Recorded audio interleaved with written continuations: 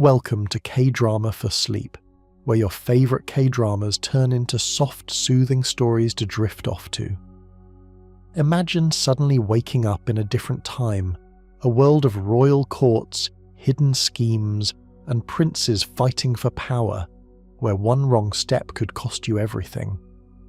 A young woman, a circle of ambitious princes, and a cold, feared prince with a scarred past find their lives intertwined in a palace filled with love and betrayal, drawn together by fate and torn apart by the very choices they make.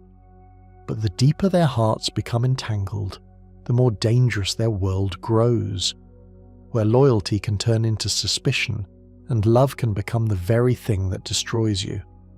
And the most heartbreaking part, not every love story is meant to survive. Before we begin, don't forget to subscribe so you can fall asleep to more of your favourite K-drama stories. So get comfortable, relax your mind, and let the story gently carry you into sleep. On a quiet wooden pier overlooking a mountain spring, a young woman named Go Ha-jin sat with a split lip and a heart that felt emptied out from the inside. She was not yet the woman this story will follow. At this moment, she was simply a person at the end of a bad chapter, betrayed by a boyfriend, robbed by a friend, and weighed down by debt she had never asked for. The kind of tired that goes past the bones and settles somewhere deeper. The kind of tired that makes a person look out over water and think about how long it might be possible to rest. A homeless man dozed a little way down the pier, his eyes flicking now and then to the bottle in her hand.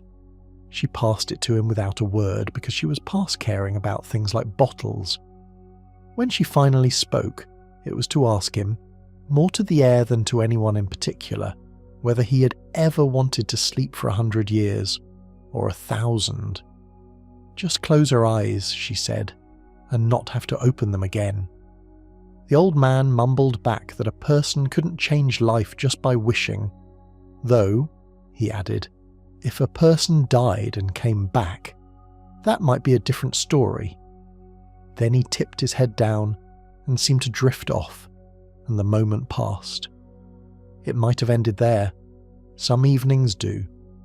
But a laugh broke the surface of the quiet. A small boy's laugh from a little way along the pier. A child had climbed up onto a ledge. A child was reaching for something in the water. And then, with a small, almost soundless splash, the child was gone. Ha-jin's first thought was that someone else would help. There were always other people. She turned her head, scanning the pier for a parent, a bystander, anybody. There was no one close enough. The father had his back turned. The mother was distracted. The rest of the world seemed to have agreed silently to look the wrong way. And so, with a sigh that sounded almost like a complaint, muttering to herself about why it always had to be her, Ha-jin ran, and she dove. She reached the child. That part was easy. He was small and light and shaking, and she got him to the surface and held him up toward the father who was now rowing frantically out in a small boat. She passed the boy over first because that was the order of things. Then she reached up for the father's hand. And that was when the sky began to dim. It happened slowly at first, the way a lamp softens when someone else turns the dial, then faster. The sun above the mountain spring was being eaten by a shadow, a perfect, impossible crescent, an eclipse that had not been on any forecast she could remember. The water beneath her felt suddenly colder, heavier. It pulled at her ankles as though the pool itself had taken a breath and was beginning to swallow. She did not finish reaching for the father's hand. Something dragged her down. She could not see what. She could feel it, the way you feel, a tide that you do not agree with. Images flickered past her eyes as she sank. A couple kissing behind her back, a friend laughing at her expense, her own hand slapping someone across the face, her own face being slapped in return, a crowd chasing her through streets she half remembered. The pieces of her life she had been trying to forget, all of them rushing past her at once as the light above the water went dark. The last thing she saw was the thinning sliver of the sun, and then nothing. And on the other side of that nothing, if you can follow a story across a darkness like that, there came the sound of hooves. A rider was galloping across a dry road toward the capital of a kingdom that had not yet come apart in a century that had been finished for 1,000 years. The rider was Wang So, fourth prince of a crowded royal family, his face half hidden behind a leather mask. He had been born into a court that had never known quite what to do with him. He had been living, until this moment, as a political hostage in the distant northern city of Shinju, in the household of an adoptive family whose name he wore like a collar. He had decided today that he was not going to wear it anymore. He would arrive at the palace, he would bow to his father the king, and he would not be sent back. Around him, the city parted like a startled flock. Wang So liked that, a little. He had grown up being stared at. He had learned, a long time ago, that if people were going to flinch from him, he might as well give them a reason. Meanwhile, in another part of the palace, at the same hour, under the same eclipse, in a pool that would one day be a mountain spring in another century, Go Hajin burst out of the water, fully dressed in clothes that were not hers, her hair pinned in a style she had never chosen. She gasped for air. She looked around in pure confusion. She was in a kind of bathhouse, lined with stone and steam and figures she did not know. One of those figures, a young man with a boyish face and a towel over his shoulder, saw her. He screamed. She screamed. And then a slave girl, darting out of some shrub nearby, grabbed her by the wrist and hauled her away, scolding her for being somewhere she was not supposed to be. She didn't know yet that the young man who had seen her was Prince Yun, 10th in the royal line. She did not know yet that one of the other watchers, a slim, thoughtful prince named Wook, 8th in the line, had whispered a name when he saw her face. "Hai-Su," he had said to himself. He had sounded like a man seeing a ghost. The slave girl, whose name was Chai-ryung, walked her briskly through a household she didn't recognize, scolding and fussing all the way. She called Hajin my lady, which was the first clue. She said something about how my lady could have drowned. She said something about how the mistress of the house had been beside herself with worry. Hajin barely heard any of it. She was staring at the walls, at the courtyards, at the clothes of the women passing by. Robes and sashes and hairpins, the kind of robes and sashes and hairpins she had only ever seen in historical dramas. The kind of robes and sashes and hairpins that did not exist in her century. She said, almost to herself, that she must have died, and promptly fainted. When she woke, she was lying on a bed of thick silk mats, looking up at the gentle, concerned face of a woman she had also never seen. The woman called herself Lady Hay, and said she was Hajin's cousin, and said her name, Hajin's name, or rather the name of the body she now occupied, was Hai-Su. Hajin tried to say her real name, and then laughed once thinly and said, "Oh right, she had died. It didn't really matter." But Chae-ryung spoke up to clarify. She had not died. She had almost drowned. She had been pulled out and had almost been lost, but in the end she had come back. Hajin looked between the two of them and understood slowly what that meant. The real Hai-Su had gone into the water. Somebody had come out. The body was Hai-Su's. Whoever was now using it, the household was already certain of her identity. The wrong soul had come home. She asked, with the last of her composure, where she was. Lady Ha answered without hesitation. This was the residence of the 8th Prince Wang Wook, in the city of Songgak, in the reign of the founding king Taejowang Gaon. Hijin caught the name Taejo the way a person catches at a low branch. She knew that name. She had memorized that name in middle school. Taejo Wangeon had united the peninsula after the later Three Kingdoms. Taejo Wangeon had founded Goryeo. Taejo Wangeon had died in the year 943, which meant that she, Goha Jinya of 21st century Seoul, was now sitting in a stranger's body in a house she did not recognize in the year 941. She did the only sensible thing. She decided, very privately, that this was a stroke of fortune, a second life, a new chance. She told herself she would keep her head down, watch, learn, and survive. She would be Haisu on the outside for as long as it took. That night, the prince who lived in this house, Wang Wook, came to see her.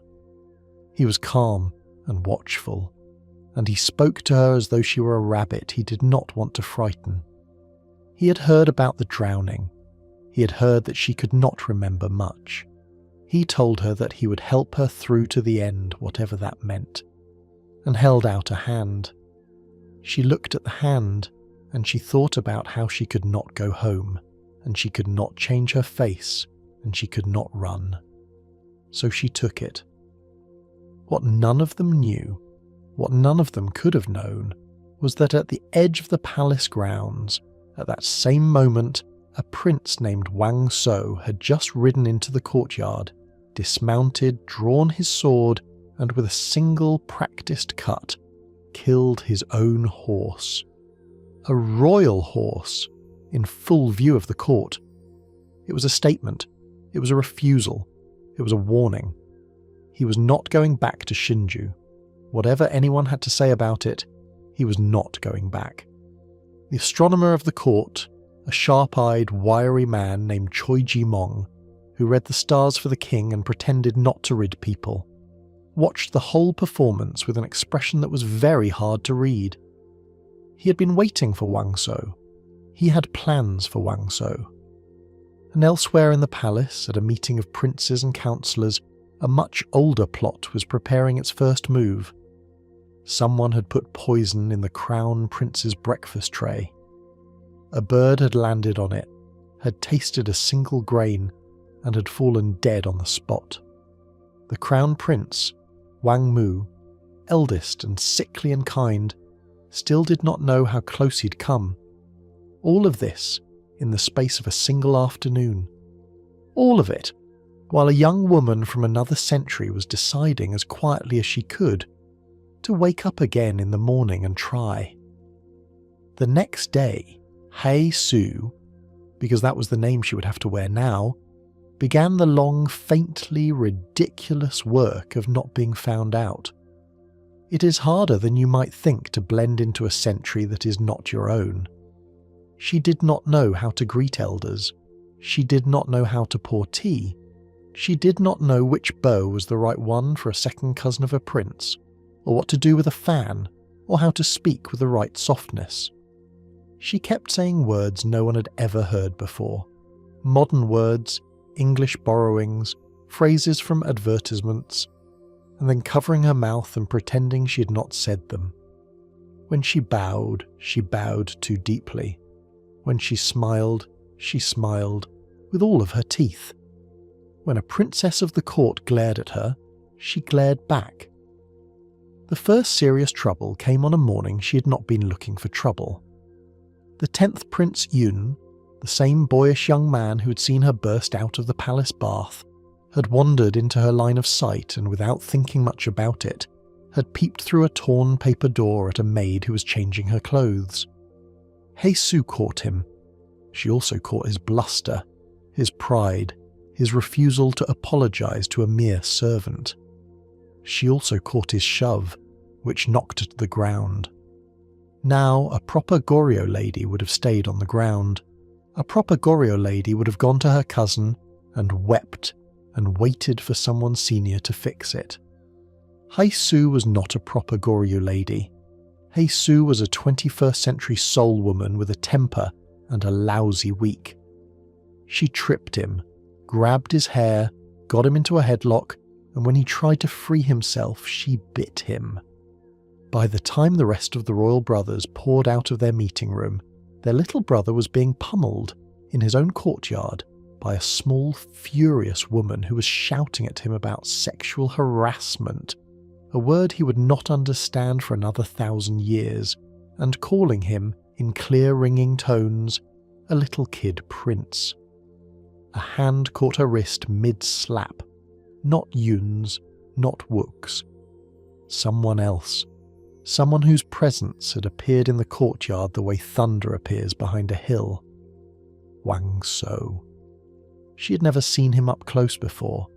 He was younger than she expected somehow, and there was something careful about the way he held himself, as though every inch of his body was waiting for someone to look at the mask. She stared at him. He stared back. Then, very quietly, he lifted her hand away from Yun's face, as if she were a cat that had gotten its claws stuck in a curtain. When she demanded an apology from him too, because as long as she was collecting apologies from princes, she might as well collect them all, Wang So leaned down close. She could see the edge of his mask and the curve of his lip beneath it, and the cool, amused glitter of his eye. He told her in a low voice that, after he apologized to her, she would have to die. She was, he pointed out, a commoner. Commoners did not ask royal princes for apologies. Commoners who had seen too much, he added, had a way of not being alive very long. He started to say the words, "I'm sorry." Hesu, terrified, cut him off with a loud greeting to her cousin, who had fortunately just appeared. Wang So watched her manufacture her escape with an expression she could not quite read. Then he turned and walked away. Now, on the other hand, not all of that afternoon was an argument.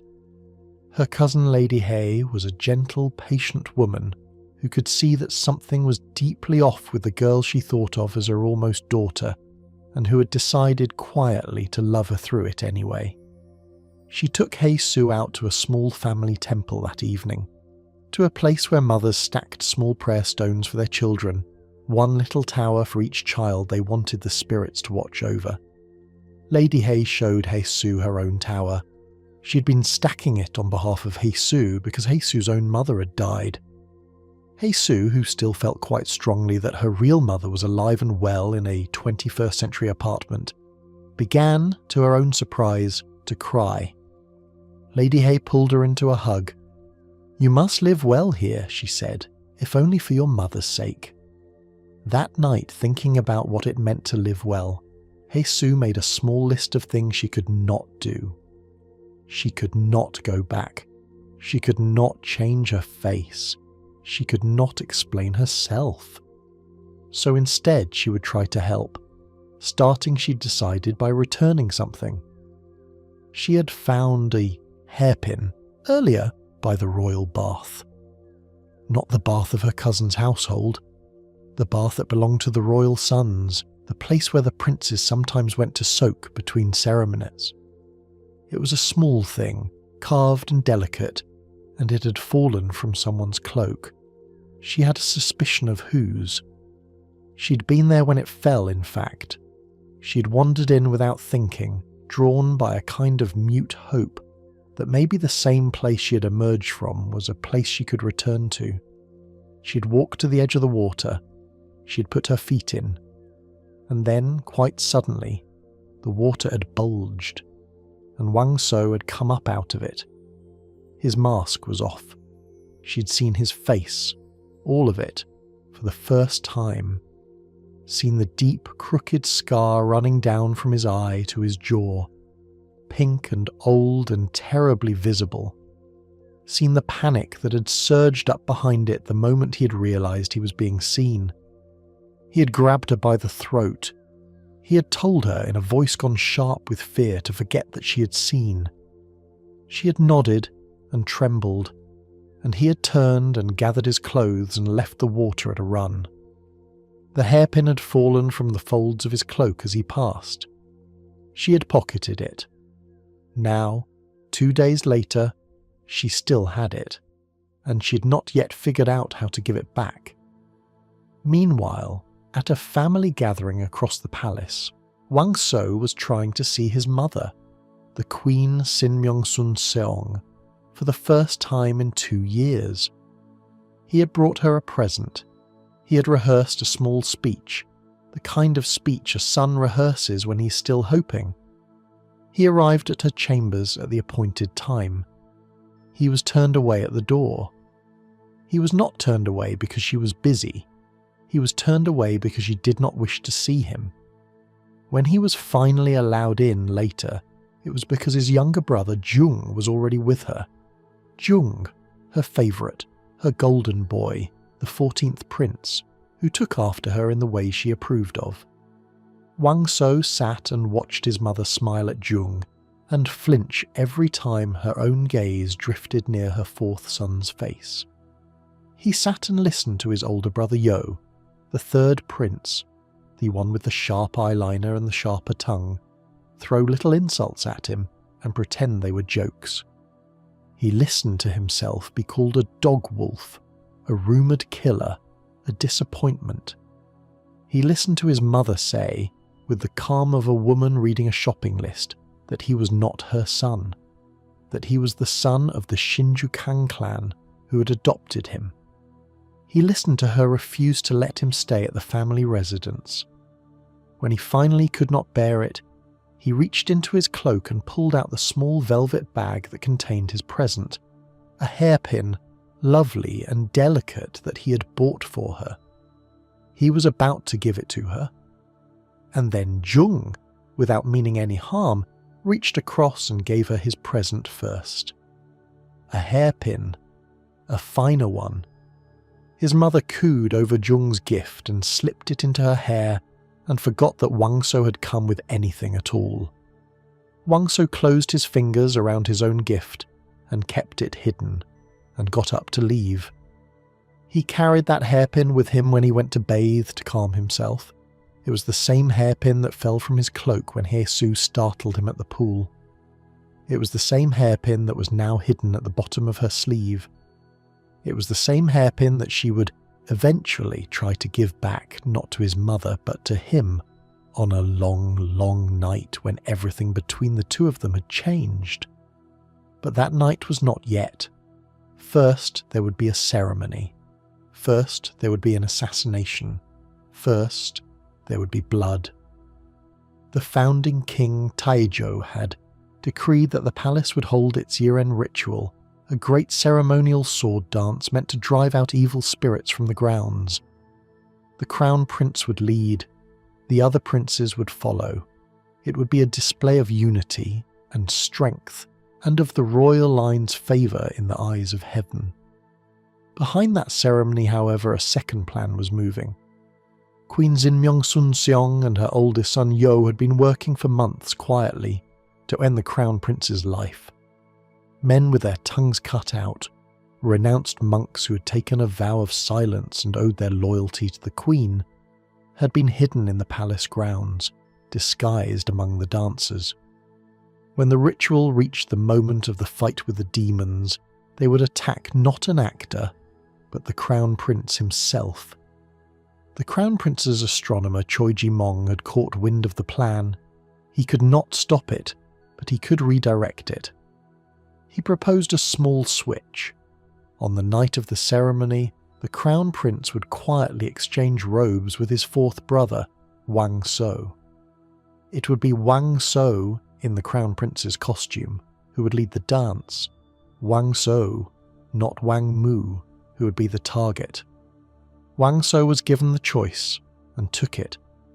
If he survived, he would be rewarded. If he did not, he would have died doing a favour 15 years too late, a debt he had owed the crown prince since childhood. The ceremony unfolded in lamplight. The dancers moved with terrible precision. And when the hidden men drew real swords, the 4th prince disguised as the crown prince was ready.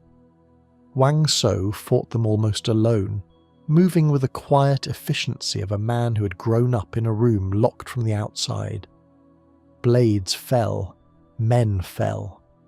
The other princes, realizing what was happening, rushed in to help. One of the attackers escaped. Wang So, still masked, chased him alone into the dark woods beyond the palace. And He Su, who had been out in the city watching the festival lights with her maid, saw the fourth prince's figure flash past in pursuit, saw him disappear into the trees, and for reasons she would never entirely be able to explain to herself, followed. What she saw in a small clearing among the trees was a scene she was not supposed to see. The failed assassins had regrouped around their true master. The master was the third Prince Yo, and the master, seeing that the plot had failed, ordered his guards to kill every one of the failed assassins then and there, so that no one would live to name him. He Su backed away as quietly as she could, and stepped on a twig. It snapped. Yo whipped around. By the time he looked, she was gone. Meanwhile, in another part of the forest, Wang So had cornered one of the fleeing attackers and was prying answers out of him. Who sent you? Who paid you? Who is your master? The assassin wavered, ready to speak. Wang So almost had his name. And then He Su, panting and terrified, crashed through the underbrush into the clearing. The assassin seized her and put a blade to her throat. Wang So looked at her with an expression that was not quite irritation and not quite regret, and very evenly told the assassin to go ahead and kill her. One woman meant nothing to him, he said. He said it as if he were offering a weather report. The assassin hesitated. He Su, bless her, bit him. And before Wang So could do anything further, before the assassin could recover, before the secret could break, a dagger came whistling out of the trees and lodged itself in the assassin's skull. Wang Wook, gentle Wook, calm Wook, stepped out from between the trees with his hand still raised from the throw. He had followed. He had come to help. He had in a single quick motion saved He Su's life. And by the same motion, he had deprived Wang So of his last witness. Wang So turned on her with the cold fury of a man who had just lost something important and grabbed her by the collar. Wook lifted his sword and placed it very gently against Wang So's throat. "Let her go," he said. Wang So did not. For a long moment the forest was full of men who had nearly died and men who might still die, and two princes who had just drawn swords on each other, and a young woman with a thin cut on her neck who was 1,000 years from home. Then Wang So let her go, shoved her aside and turned his back on both of them and walked away. He Su slid down to her knees in the leaves. Wook went to her. It was the first time any of them had truly looked at each other. It would not be the last. On the other hand, not all of what followed was blood. Some of it was domestic. Some of it was quiet. In the days after the attempt on the Crown Prince's life, Wang So began to move among his brothers again, invited reluctantly to family meetings, expected reluctantly to attend family meals. He was given a small mission by the astronomer Choi Ji-mong. Find the person who had set the assassins on the Crown Prince. Find the proof. Bring it forward. He did not trust the astronomer. He did not trust anyone in the palace. But he took the mission, because taking it meant he could stay in the capital instead of being sent back to Shinju.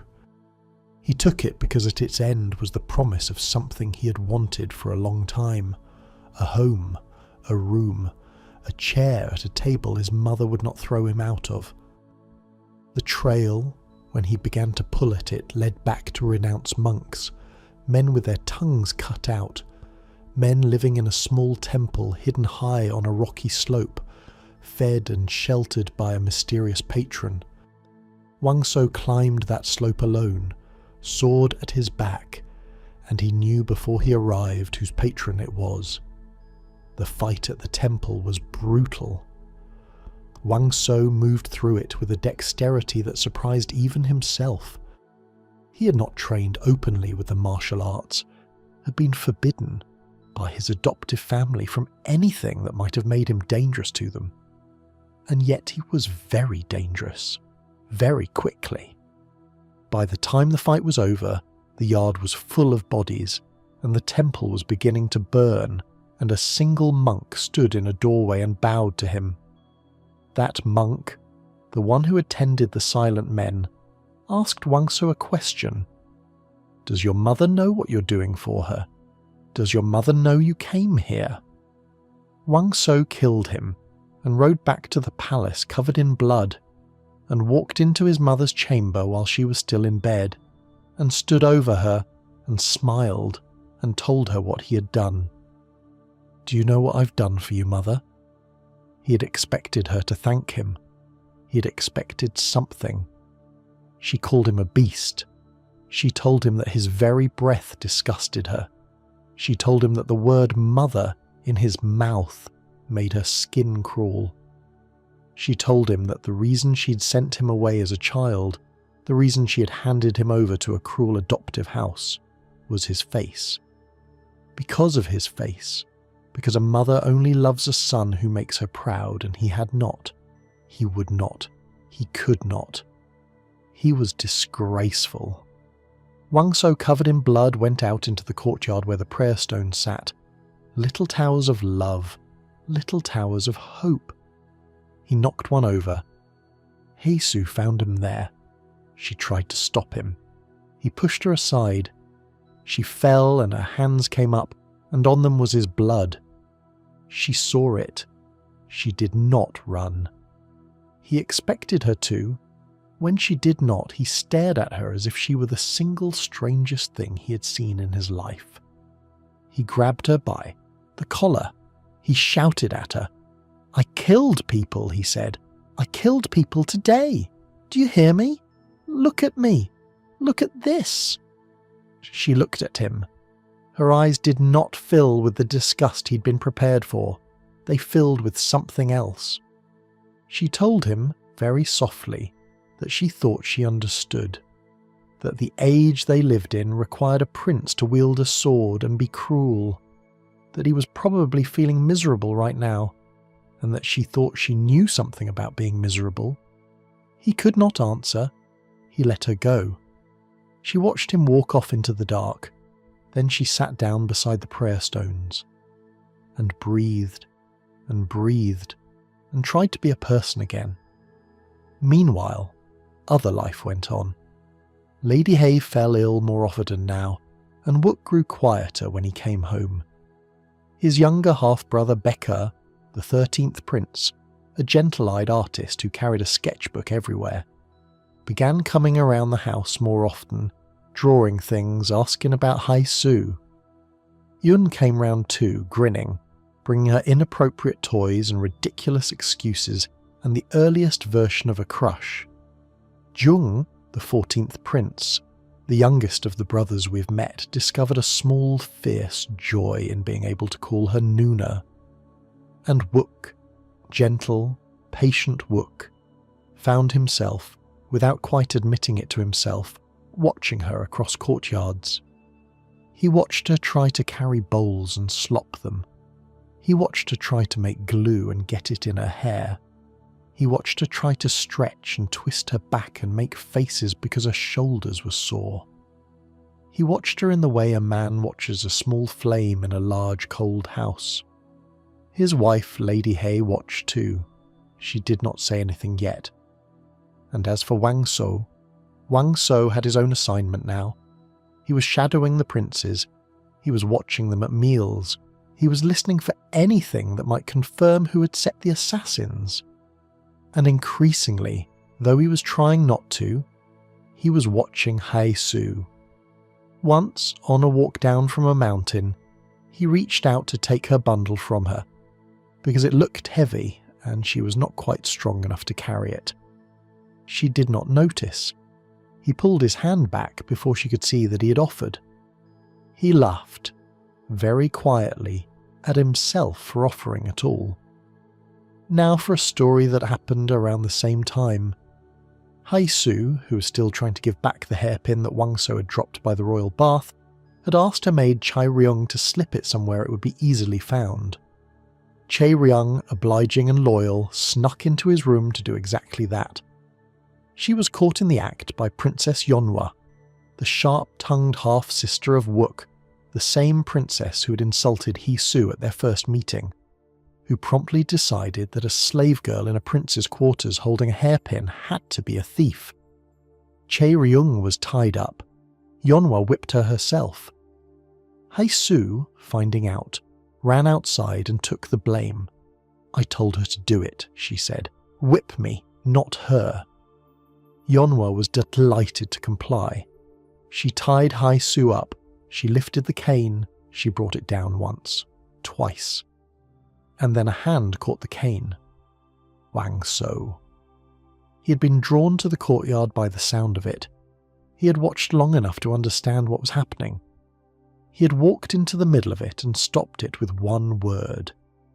When Yeonhwa demanded to know who Hee-soo was to him, that she should be defending her, a servant, a nothing, a stranger, Wang So met her eye and said very evenly, "She belongs to me." Then he looked at Hee-soo. He said it again, softer, as if making sure she had heard it too.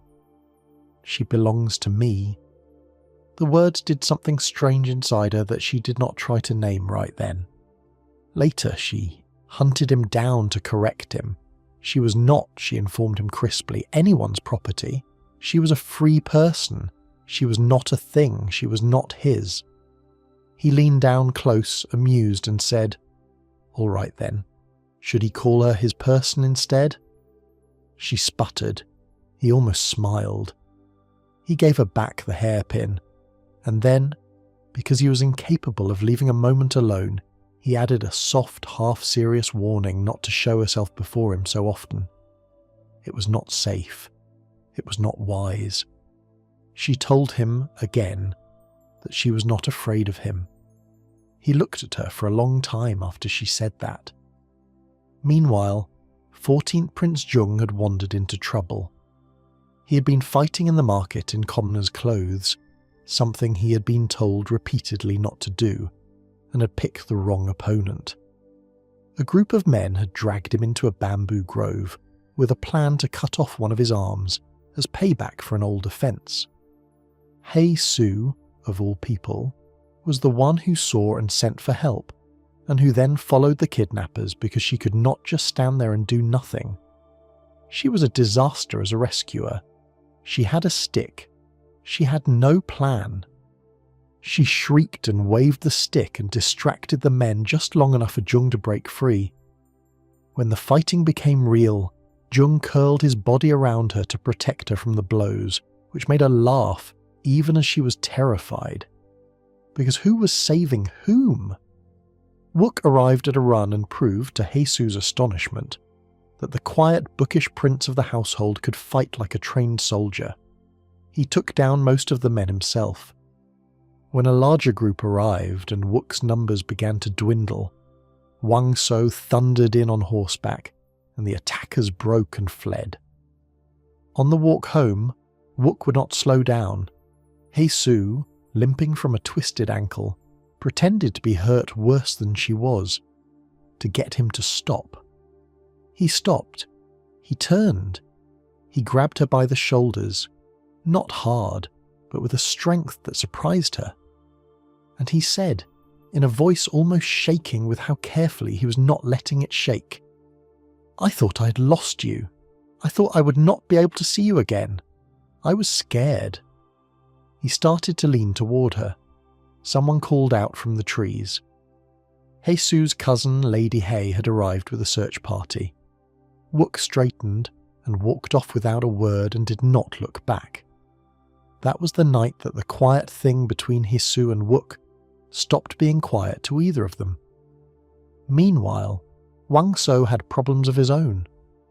The same night his mother summoned him, he went as he always went, hoping that this time would be different. It was not. She scolded him for fighting with his brother, slapped him for his arrogance, and announced in front of everyone that his very existence was a disgrace. Jung of all people, defended him. Wang So walked out with his face perfectly still and went back to the prayer stones and, as the snow began to fall, began quietly putting them back up. The stones he had knocked over, the towers he had toppled. Hei Su found him there. She watched him for a moment. Then she went and stood next to him and told him, in a small, clear voice, that she had just heard. He would be moving into the palace. He would be free of the Shinju family. He had won. He looked down at her, and his eyes were suspiciously bright. She gave him a small, rambling speech about how to behave among his brothers, how to eat well, how to sleep well, how not to start fights. It was a speech only a person from another century would have given to a royal prince. She did not care. He did not care. He listened to all of it because it was the first time in his life anyone had spoken to him as though worrying about him were a natural, ordinary thing. The snow kept falling. Hei Su turned her face up to it and opened her mouth and caught flakes on her tongue and laughed. Wang So watched her do it. Somewhere across the palace, Wook watched the same snow from his own window. The year was about to turn. The next chapter began gently and ended in grief. Lady Hei, Wook's wife, Hei Su's cousin, the quiet centre of that small household, had been sick for a long time. She was sicker now. Her cough had weight behind it. Her colour was going. She could no longer pretend, as she had been pretending, that rest and warm soup would be enough. One evening she asked her husband, in the calmest voice she could manage, to take another wife, or divorce her, or both. She could not in good conscience keep him chained to a wife who could not bear his children or manage his household or be his companion in the years to come. Wook refused, gently, firmly, but he refused. She told him with a small, sad smile that she knew he did not love her. He tried to answer, he did not. Meanwhile, the affection between Wook and Hei Su had crossed a line that none of them could now pretend was not there. It had been a poem, in the end, that made it obvious. Wook had given Hei Su a short classical verse as a gift, the kind of verse that a literate person of his century would have recognised instantly as a love poem, the kind of verse about willow branches and running water that everyone in that century understood to mean desire. Hei Su did not recognise it. Hei Su could barely read the classical script. She knew the characters were pretty. She knew the handwriting was his. She drew him a small, silly reply in her own hand, a stick figure face with its arms raised up in joy, and left it where he would find it. The other princes found it first. They passed it around the room and argued over what it could possibly mean. Was it a secret symbol? A curse? A prayer? Wang So, of all people, was the one who finally understood. He lifted his own arms up in imitation and showed them. It was a person laughing. It was a person celebrating. Whatever Hei Su had received from Wook, she had liked it very much. Wook went still. 13th Prince Baekar, the artist, was the one who understood immediately what Wook had given her. And he was also the one who loved Lady Hei, quietly, the way younger brothers-in-law sometimes love older sisters-in-law, a love that never had to become anything to matter. He cornered Hei Su in a side corridor and tore into her. He told her that Lady Hei knew. Lady Hei had always known. Lady Hei had watched her husband glance across a room at another woman and had said nothing, and had ached for it. Hei Su apologised. To Baekar, to Lady Hei, to herself. She went to Wook and apologised too, and he apologised, and neither of them knew what to do next except to make themselves smaller, in the hope that being smaller would hurt less. Now, as for Lady Hei, she had been preparing for her own ending for longer than anyone had realised. She had been burning things that she loved. She had been writing small letters and sealing them. She'd been arranging in her own quiet way for the people she would leave behind to be able to stand up afterward. One afternoon she asked Heisu to do her makeup. One last time, she said, she wanted to look beautiful for him. Heisu cried as she brushed colour into her cousin's face. Lady He cried too, but only a little, because she had already done most of her crying, and this was a softer kind. Lady He held her hand. That evening Wook took his wife out for a walk in the garden. Snow was falling. She reminisced about the first time she'd seen him, years before when they'd been little more than strangers. How she'd been the one then who had pushed for the marriage, because she had loved him first, because she had thought she could help him, because she'd wanted to. She told him, leaning on his arm, that she'd been able to love him more than he had loved her, and that had been enough. And then she went limp. Heisu, coming out onto the path behind them, called her name. Wook shushed her softly. "Let us not wake my wife." He lifted Lady Hay onto his back. He carried her home. Only when they reached the door did he let himself know what had happened. Later that night, in the library, Wook sat on the floor and did not move for a very long time. Heisu came in with a lamp and found him there. He told her, in a voice that was not quite his own, that he had known he loved his wife only at the very end. That he had thought his feelings for her were gratitude and comfort, and that he had been wrong. That he had realized too late that they were love. "Why could I not say it?" he asked. "I knew she wanted to hear it. Why could I not?" He reached for the hem of Haisu's skirt the way a small boy reaches for his mother. He clung to the fabric. Haisu knelt down and tried to soothe him. He pushed her away. He pulled her close. He cried as if his whole body was crying. It was a long night for both of them.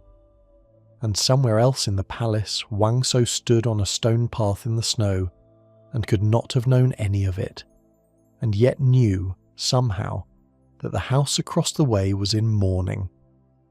In the days after the funeral, the whole household changed.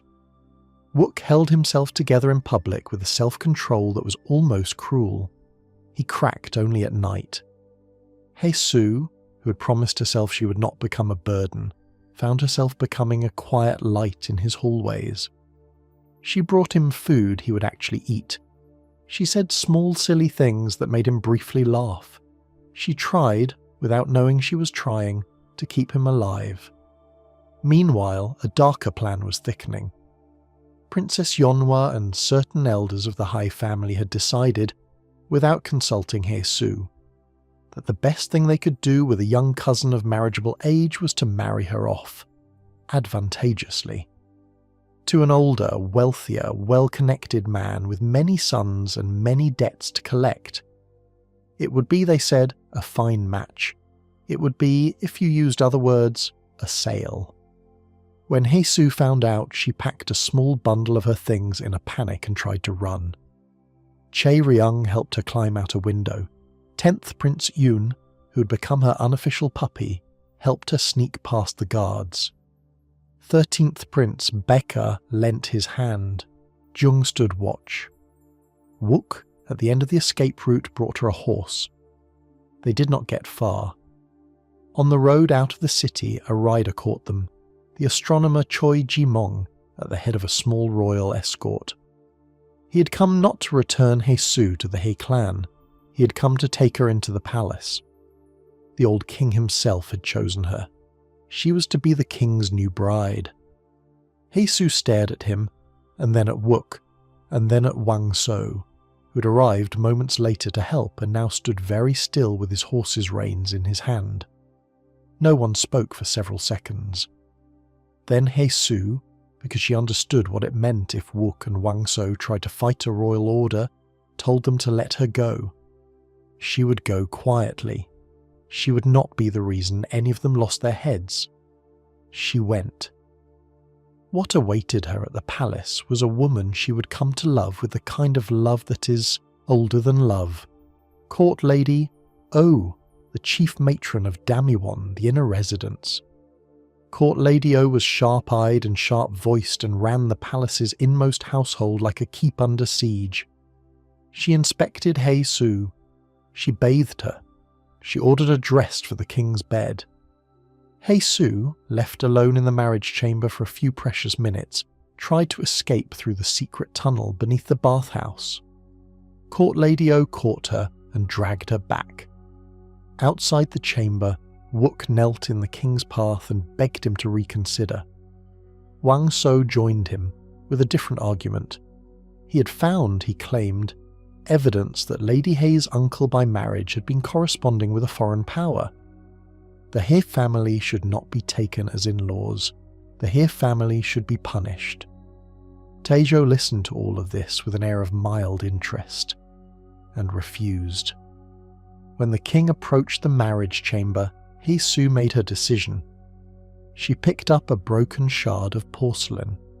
She drew a long, careful line across her own wrist and let the blood run, and stood up and went to meet him.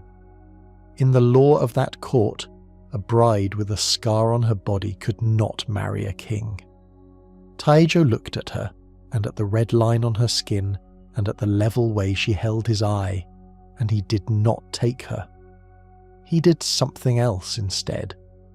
He quietly ordered his astronomer to see to it that none of his sons could ever take her either. The girl was dangerous. She was reckless. She was clever. He would not let her out of the palace. He would put her where every one of his sons would have to look at her and know she could never be theirs. Hei Su was stripped of her freedom and elevated at the same stroke to a servant's post. She became a court lady at Damiwon, in the household of Court Lady O. She was alive. She had won. She had also lost everything she had thought she was going to keep.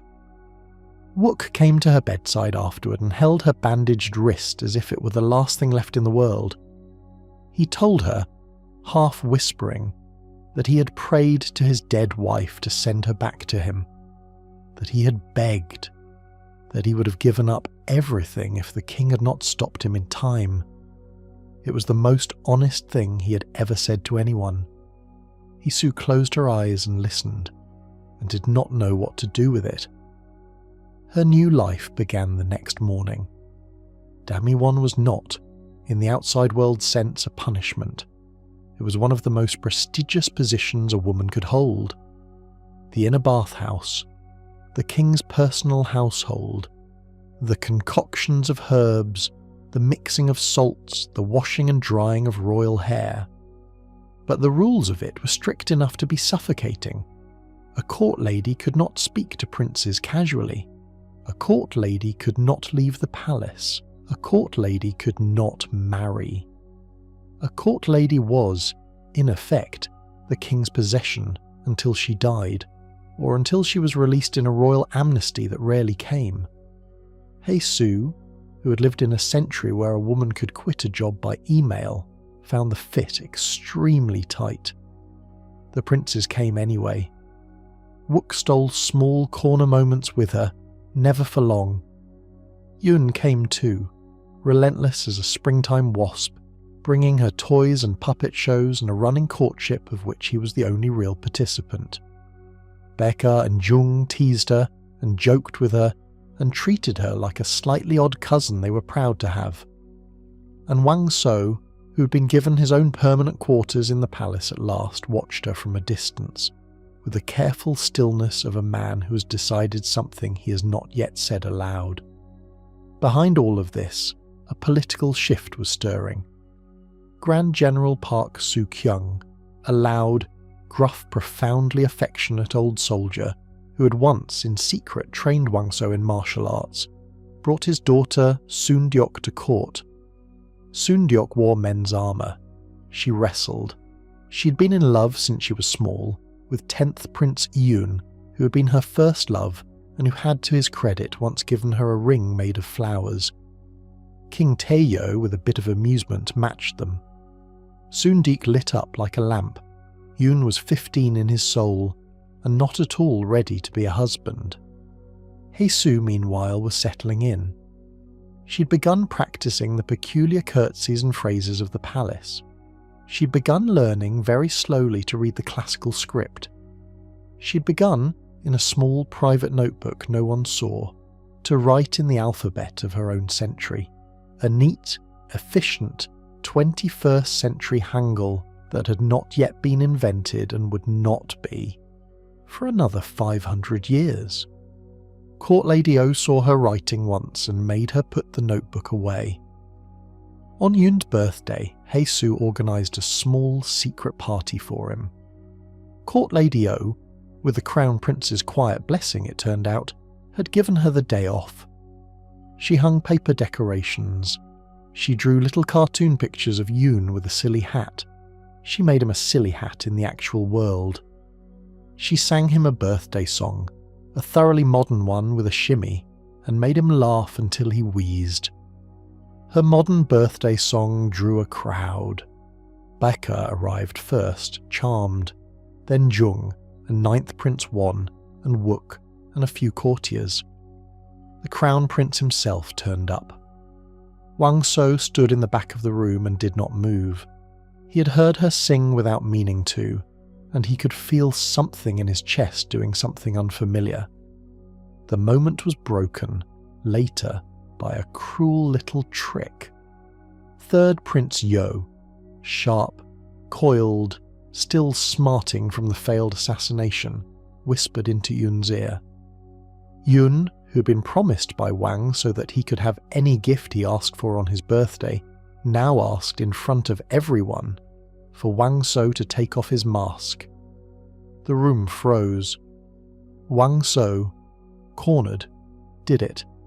He untied the mask slowly. He lifted it away. He let his brothers see, in the lamplight, the full length of the scar down the side of his face. Princess Yonhwa's hand went to her mouth. Becca looked deliberately at his own shoes. Wang So's eyes found Heisu's. She looked away. It was only for a second. It was instinct, not judgment. But he saw it.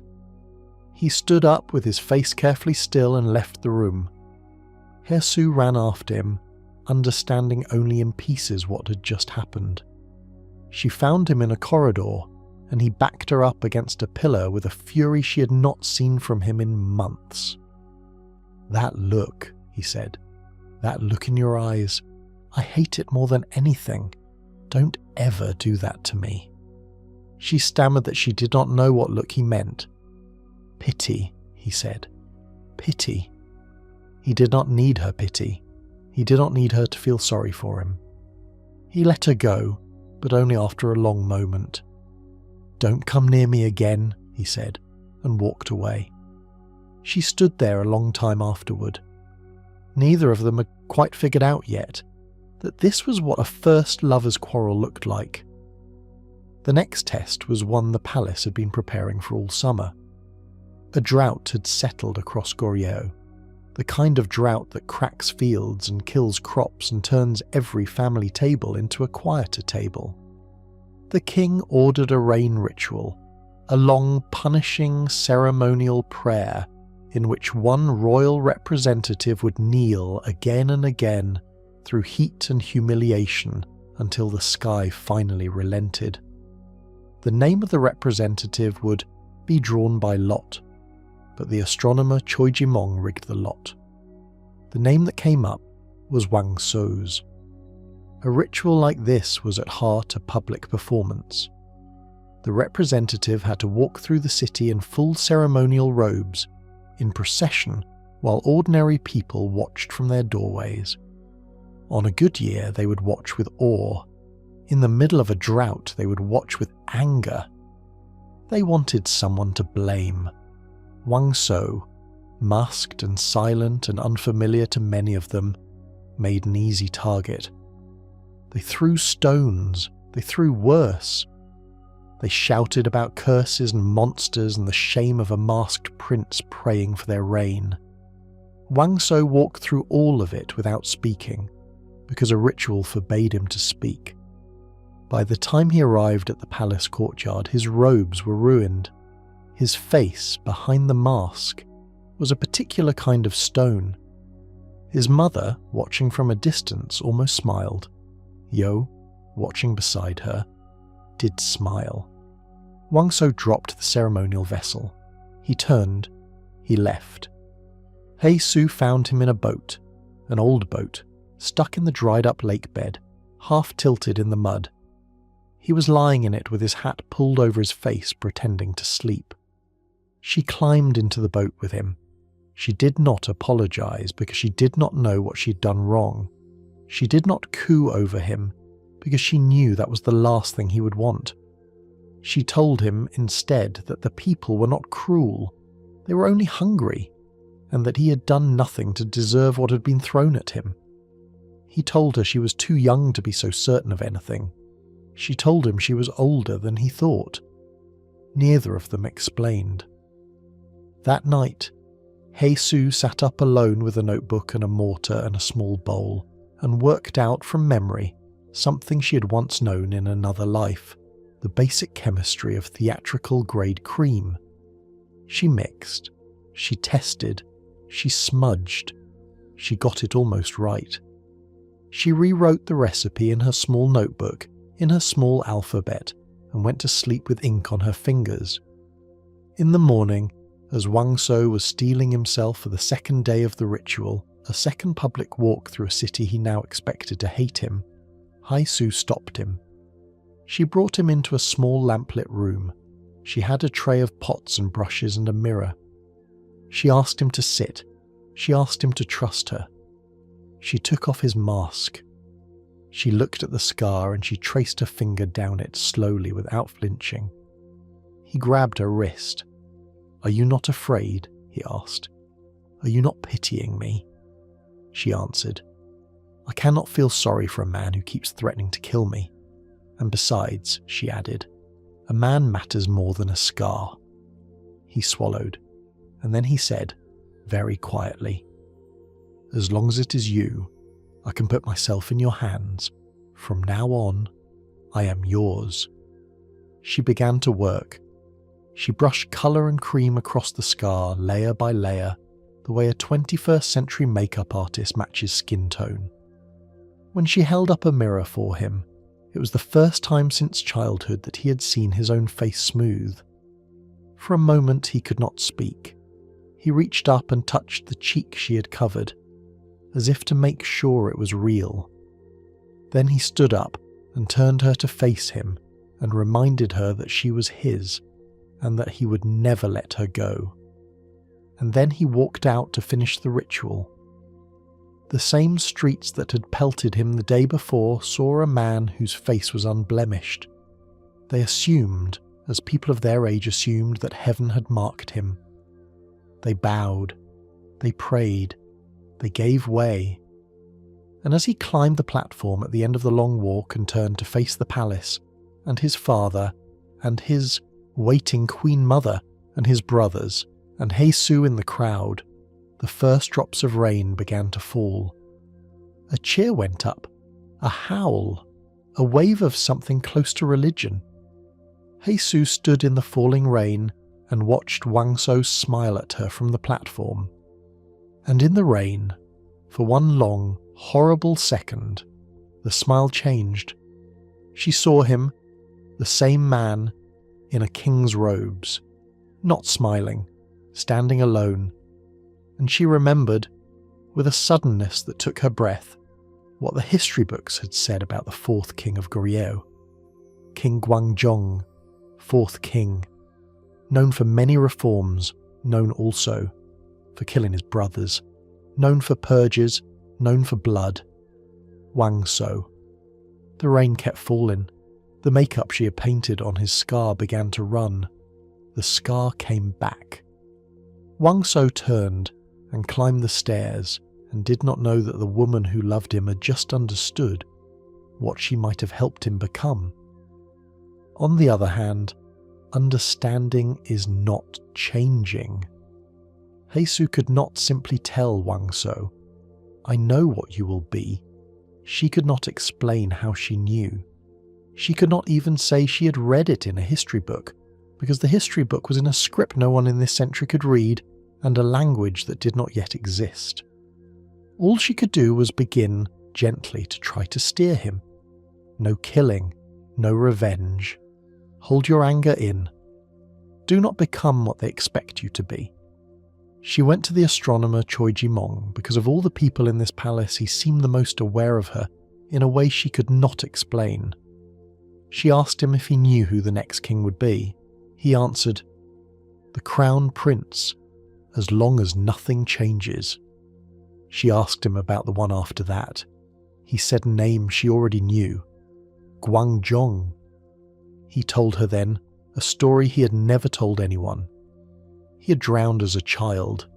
He had come back. He had woken up able to see things other people could not. Impossible birds carrying people in the sky, towers higher than mountains, fragments of a world he had never visited. He had grown up seeing those things and learning to keep his mouth shut. He watched her now and asked, did she too have the gift of foresight? She did not say yes. She did not say no. He told her to do nothing, to change nothing. That was his advice. The stars did not like being argued with. She went away knowing she would try anyway.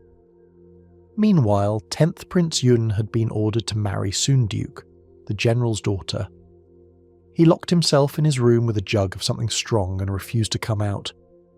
Hae-Soo talked him through the door. Inside, he was a wreck. He told her in his cups that he had always liked her, that she could be his second wife if she would just agree to it, that he would be good to her. She was patient with him. She told him, gently but firmly, that she'd always liked him as a friend, not as a husband. That he deserved a wife who would love him for being exactly the boy man he was. That Soon-Duke, already out in the corridor, had been waiting for him since they were children and would love him steadily for as long as they both lived. He went through with the wedding. Soon-Duke radiated joy. Her father stood to the side and grumbled about his new son-in-law being too soft, and then blinked suspiciously and pretended to have something in his eye. Yun, for his part, made a ceremony of telling his new wife that they might share a house, but they would not share a life. Soon-Duke was patient. She'd been waiting a very long time. She could wait longer. Meanwhile, and this is the part of the story where the palace begins to twist quietly around itself, Wang So was given a new and dangerous appointment. His mother, the Queen Sin Myung-sun Song, called him to dinner. The table was set for 4, her, Yo, Jung, Wang Su. She smiled at him. She praised him. She passed him food. And then, as if asking him to pass the salt, she told him there would be a poisoning. On the 9th day of the 9th month at an autumn banquet, a single court lady would bring the crown prince a cup of tea. The tea would be poisoned, the court lady would be blamed, the crown prince would die. One of her sons would become the new heir. Wang So asked her if this was really what she wanted. She smiled. She said, yes. She added, almost as an afterthought, the identity of the court lady who would be chosen to carry the cup. Someone unimportant. Someone who would not be missed. Someone called Hae-Soo. Wang So went to Hae-Soo's quarters that night. He could not tell her what his mother had planned, not without exposing the whole plot and getting her killed earlier. He reached for her hand. She pulled away. She told him she was afraid of him. He flinched as if she had struck him, and then he grabbed her anyway. You, he said, of all people, do not get to say that to me. You are the only one in this whole place who never flinched. Do not push me away. Do not tell me to leave. Do not tell me I bring misfortune. You are mine. He kissed her. She froze, and then she cried, and then he let her go. It was a kiss, but it was also a confession. Both of them knew it. Both of them afterwards could not sleep. Meanwhile, he did what he had never done before. He took her out of the palace. They rode together to a high place where you could see the sea. He did not tell her where they were going.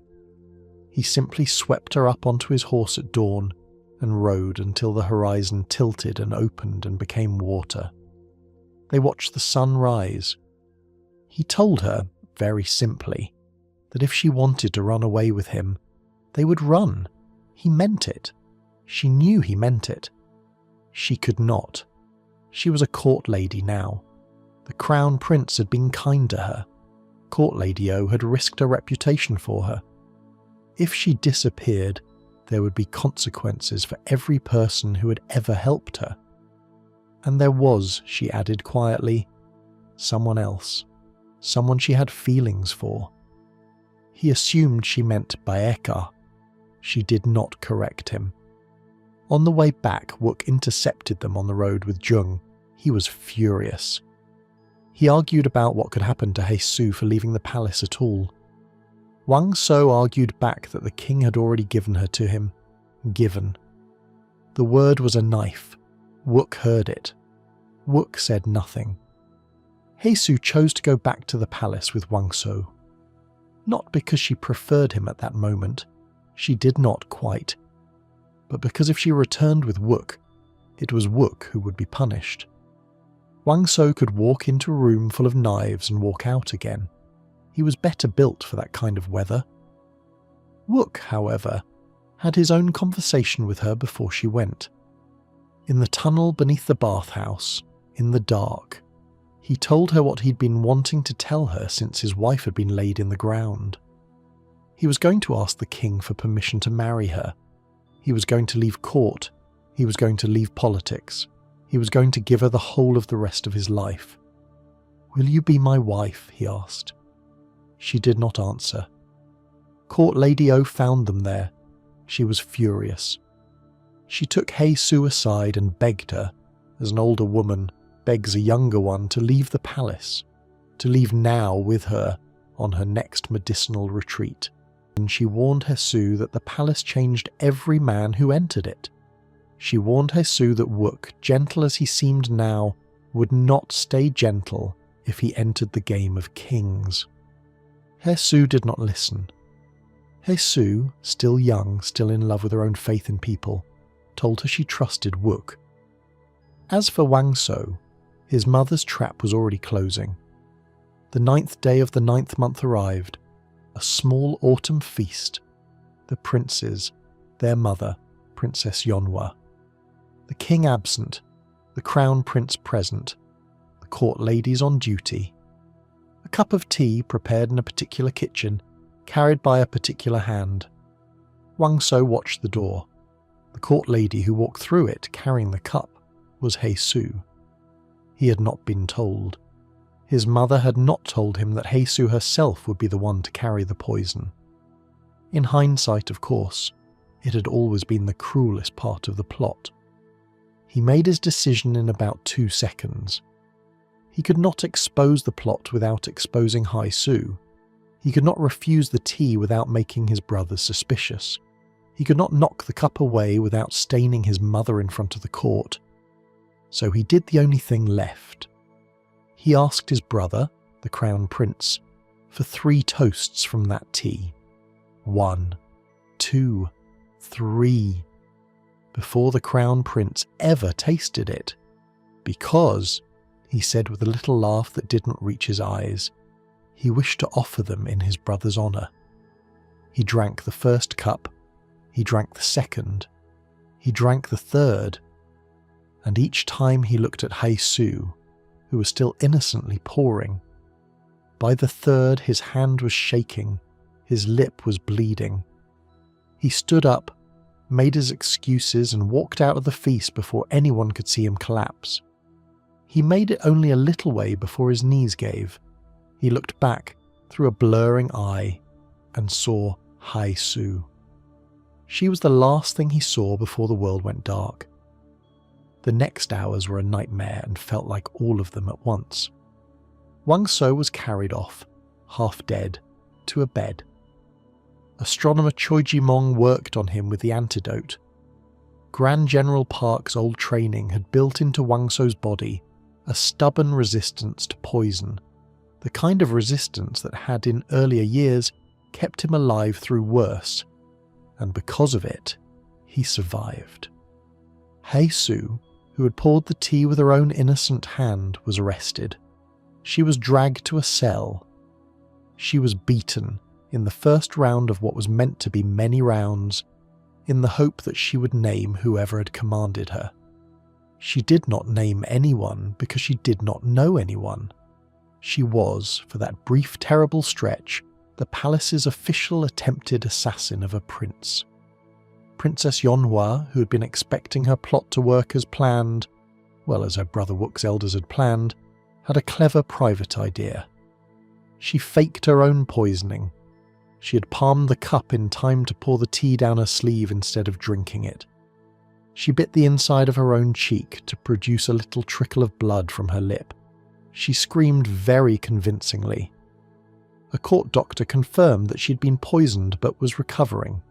She rose from her sickbed, fully well, and claimed permanent innocence. Wang Wook, following a small trail of evidence, found the woman who had served as go-between for the poison, and realised, at the end of that trail, that his own sister was standing at it. Yonhua, hidden under a cloak, alive, guilty, untouchable. Wook had a choice in that moment, and he made the wrong one. He could have turned her in. He could have exposed the whole household. He could have done the one clean, dangerous thing. Instead, he killed the witness with his own hairpin, a quick, brutal throw, and told his sister, in a voice that was already becoming harder than he had been, that from this moment on the two of them were debtors to each other. She owed him. He owed her. Neither of them would forgive it. Hei Su, in her cell, still believed Wook would come save her. Wook came once. He stood outside the bars and told her he believed she was innocent. He told her to endure. He told her he would get her out. Then the second day came, and the third, and the king set a date for a hanging. Wang Wook did not go to the king. He could not. Every step he took toward Hei Su was a step toward exposing his sister, and he could not expose his sister without destroying his mother, and he could not destroy his mother without ending his household, and he could not end his household for one girl. He told himself this over and over, as though words could turn it into dignity. They could not. He stood with the rest of the princes at the edge of the king's courtyard while Hei Su knelt in the rain and begged for another woman's life, and he did not come forward. That woman was Court Lady O. Court Lady O had gone to the king privately, after learning what the queen had done. She had done what she'd been promising herself for years she would never do. She'd invoked an old, personal, buried thing. She'd reminded the king of a pregnancy she'd once lost, a child of his who'd been poisoned while still in the womb by a rival in the harem. She'd reminded him of the silence she had kept since. She'd told him, in that small lamp-lit room, that she was dying now. Her stomach, she said, was full of a growing thing, and that she would not leave this world while a daughter she loved was about to be killed for a crime the same queen had committed. The king wept. The king did not punish the queen. The king did, however, let Court Lady O take the blame in Hei Su's place. It was his last act of love for her. Court Lady O walked to her own execution with her head high. Hei Su, when she understood what had happened, ran with her into the secret tunnel beneath the bathhouse, trying, uselessly, to clear the rocks that had been piled against its far exit. She clawed at them until her fingers bled. Court Lady O knelt down in the dark and put her arms round her and told her softly that this was not for her. This was for the king. This was an old debt finally being paid. She told Hei Su that she had only a few months left in her body anyway. She told Hei Su to live in a way that did not make the same mistakes she had made. She held the girl she'd come to love, the girl she had never quite known how to say she loved, for as long as she could, and she smoothed her hair, and she whispered advice into it, and then she let go. Heisu spent her last effort on one more plea. She went to the king's courtyard in a clean dress and knelt and raised her voice and begged him to rescind the sentence. She knelt until her knees gave. She knelt until her voice went hoarse. She knelt into the night and then into the rain, and then her voice was barely a whisper, and still she would not get up. 14th Prince Jung knelt beside her. Becca came out and knelt too. The Crown Prince himself came out and stood. Yun stood behind them. Only 9th Prince Won stayed indoors and scoffed. Wook came close. His mother held his arm. Yonhwa reminded him softly of what his family could lose. Wook stopped walking. He looked at Heisu. He turned away. And Wang So, who had come from his sickbed, bleeding through his bandages, unable to stand properly, walked out into the rain. He did not kneel. He did not speak. He simply spread his cloak above her head, so that the rain could no longer touch her. The gong rang. Somewhere inside the palace, a trapdoor dropped. Court Lady O's body jerked once and stopped moving. The king, standing alone in an inner room, lost his footing. A single tiny break in his composure, then nothing. Out in the courtyard, Heisu screamed Court Lady O's name and fainted in Wang So's arms. In the aftermath, everything broke. The king ordered Wang So to travel as ambassador to the later Jin dynasty in China. It was a technical assignment. It was, in practice, a banishment. Wang So took it because the king also promised, or seemed to promise, that Heisu would remain in the palace untroubled during his absence. Before he left, Wang So went to her. She gave him back his hairpin. She told him, in a voice gone quiet with certainty, not to wait for her. He didn't believe her. He kissed her quickly, because she turned her face, and then, when she relaxed, he kissed her properly and smiled and said, "I lied about the permission." And then he was gone. As for Heisu, the king had not in fact kept his promise. She was not allowed to remain in the palace in peace. She was quietly cast out and sent to work as a water maid at a gyobang, the lowliest servant position available, far from princes and from powers. Chaeryung was allowed to follow her. Her leg, damaged from the beatings in prison, did not heal properly. She carried laundry down to a river and up again with a limp day after day, and did not complain.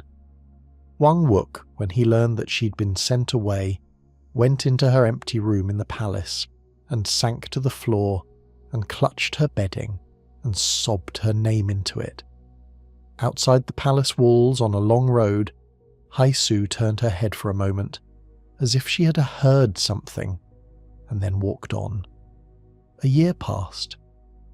On the other hand, not every thread was darkening. 13th Prince Becca, wandering the countryside with his sketchbook, met a young woman practicing a sword dance in a forest. She carried herself like a person hiding. Her name, she would eventually tell him, was Wu He. She was a dancer. She was also, though it would take a long time for him to learn it, the last princess of Latter Baekje, the fallen kingdom that Goryeo had absorbed with a kind of blood that does not wash out for generations. Her family had been destroyed when Goryeo was founded. She practiced a sword dance because she intended one day to kill a king with it. Becca did not know any of that yet. He only knew that she was unlike anyone he had ever met. Meanwhile, Wang So returned from China. He went straight to the river where Heisu was wringing out laundry and came up behind her and put his arms around her and said simply, "I missed you." She told him to leave. She told him she was trying to forget him. She told him that when she looked at him now, she was reminded of everything she had been trying not to remember. He did not leave. He went to the king, Taiyou, in the king's last weeks and demanded that Hesu be restored to the palace. The king refused, and then, unexpectedly, the king sent for Hesu himself. He was dying. He knew it. He wanted her to make his tea. He wanted to look at her. And when she knelt in front of his bed, he told her something no one else had ever told her. He told her that he had looked into her past, and that the real Hesu, the cousin of Lady He, had been a quiet, obedient girl who had disappeared one day after an accident at the bath. The person who had emerged afterward was not that girl. He did not know where she'd come from. He thought perhaps that she and Choi Ji-mong shared the same strange gift, that both of them came from somewhere not quite this world and saw things others could not. He warned her. He told her gently not to get so tangled up in what was going to happen that she forgot what she had. He told her that if Court Lady O had thought of her as a daughter, then he would think of her as a daughter too. Then he sent her back into her life. She tried.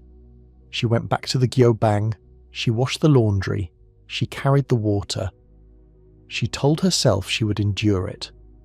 She could not help noticing, however, that Woo Hee, Becca's dancer, he was often in the same yard. They fell into conversation. They became, in a small, quiet way, friends. And as for the king, Taejo, he died at last on a morning that turned out to be one of the longest days this story will contain. The palace would go mad over it.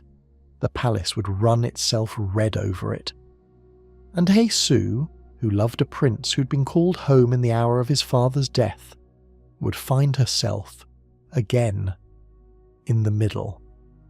Now, at the palace, a coup was being prepared.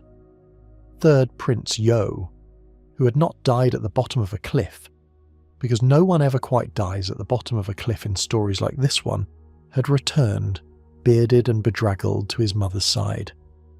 He had spent 2 years in hiding at a mountain temple. He had come back angrier.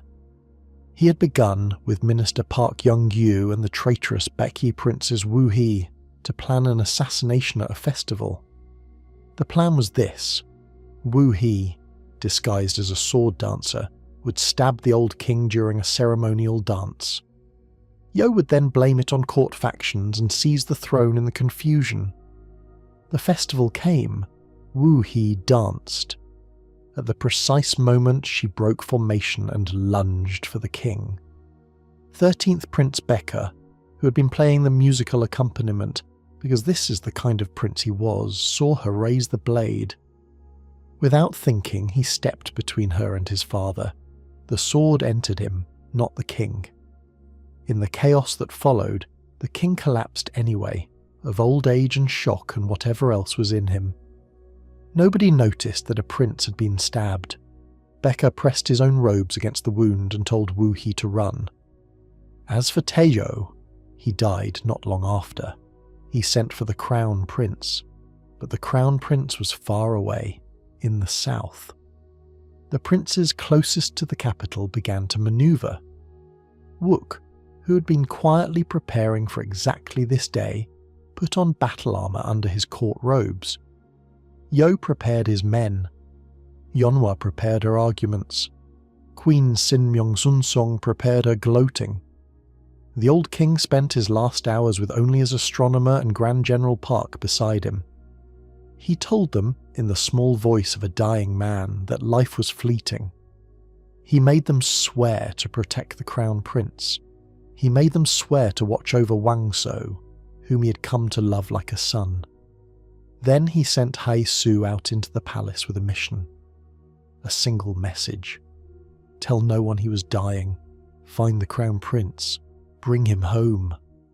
If anyone stopped her and asked how the king was feeling, Yuriidi, she could answer. If anyone stopped her and asked if he had already died, she was to say nothing. The one who asked that question, the old man told her, was the one who wanted the throne. She went out. The first person who stopped her was Wook. He asked her, not how the king was, but if the king had died. Hae-su looked at him, and felt something inside her rearrange. Wook, for his part, was honest with her. He told her the truth. He was wearing armour under his robes. He was about to march with Yo on the palace. He was going to become king. He was doing it, he told her, for her. She did not tell him the truth back. She told him, in a flat voice, that the king had asked for more tea.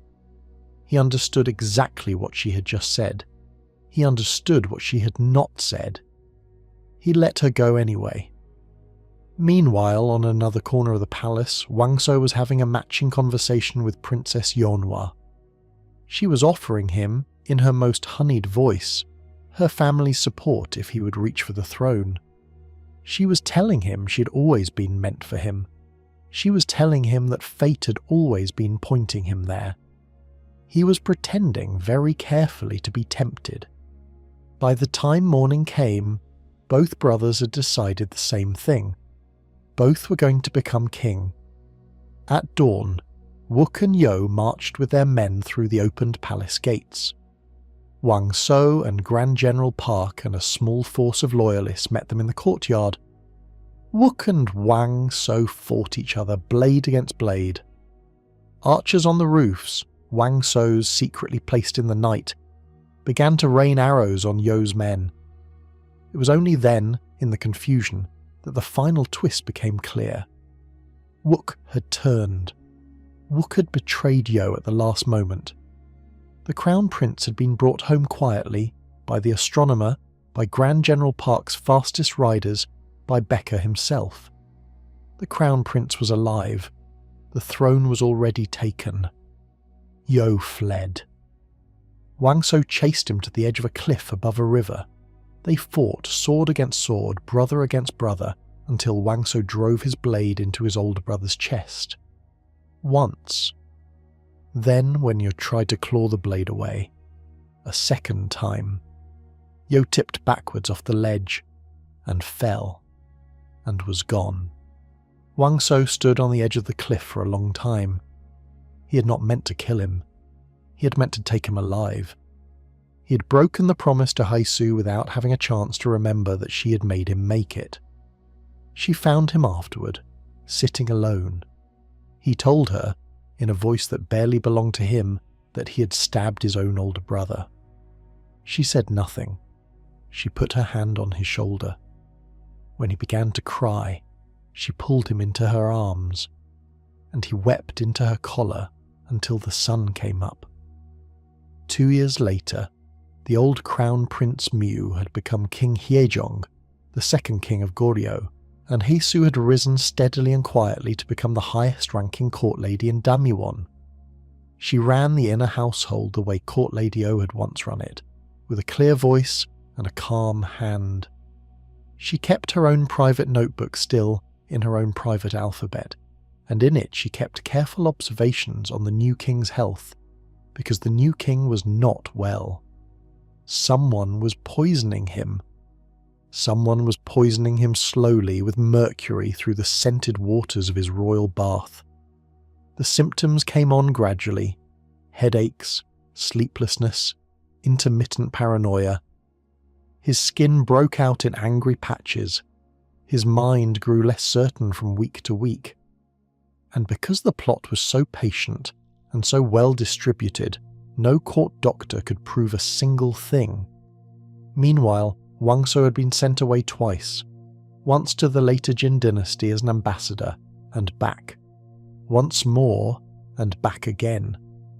When the king suggested a third trip, Wang So refused. He told his father, no, his brother, that he wanted to live as a man now, and not as a messenger.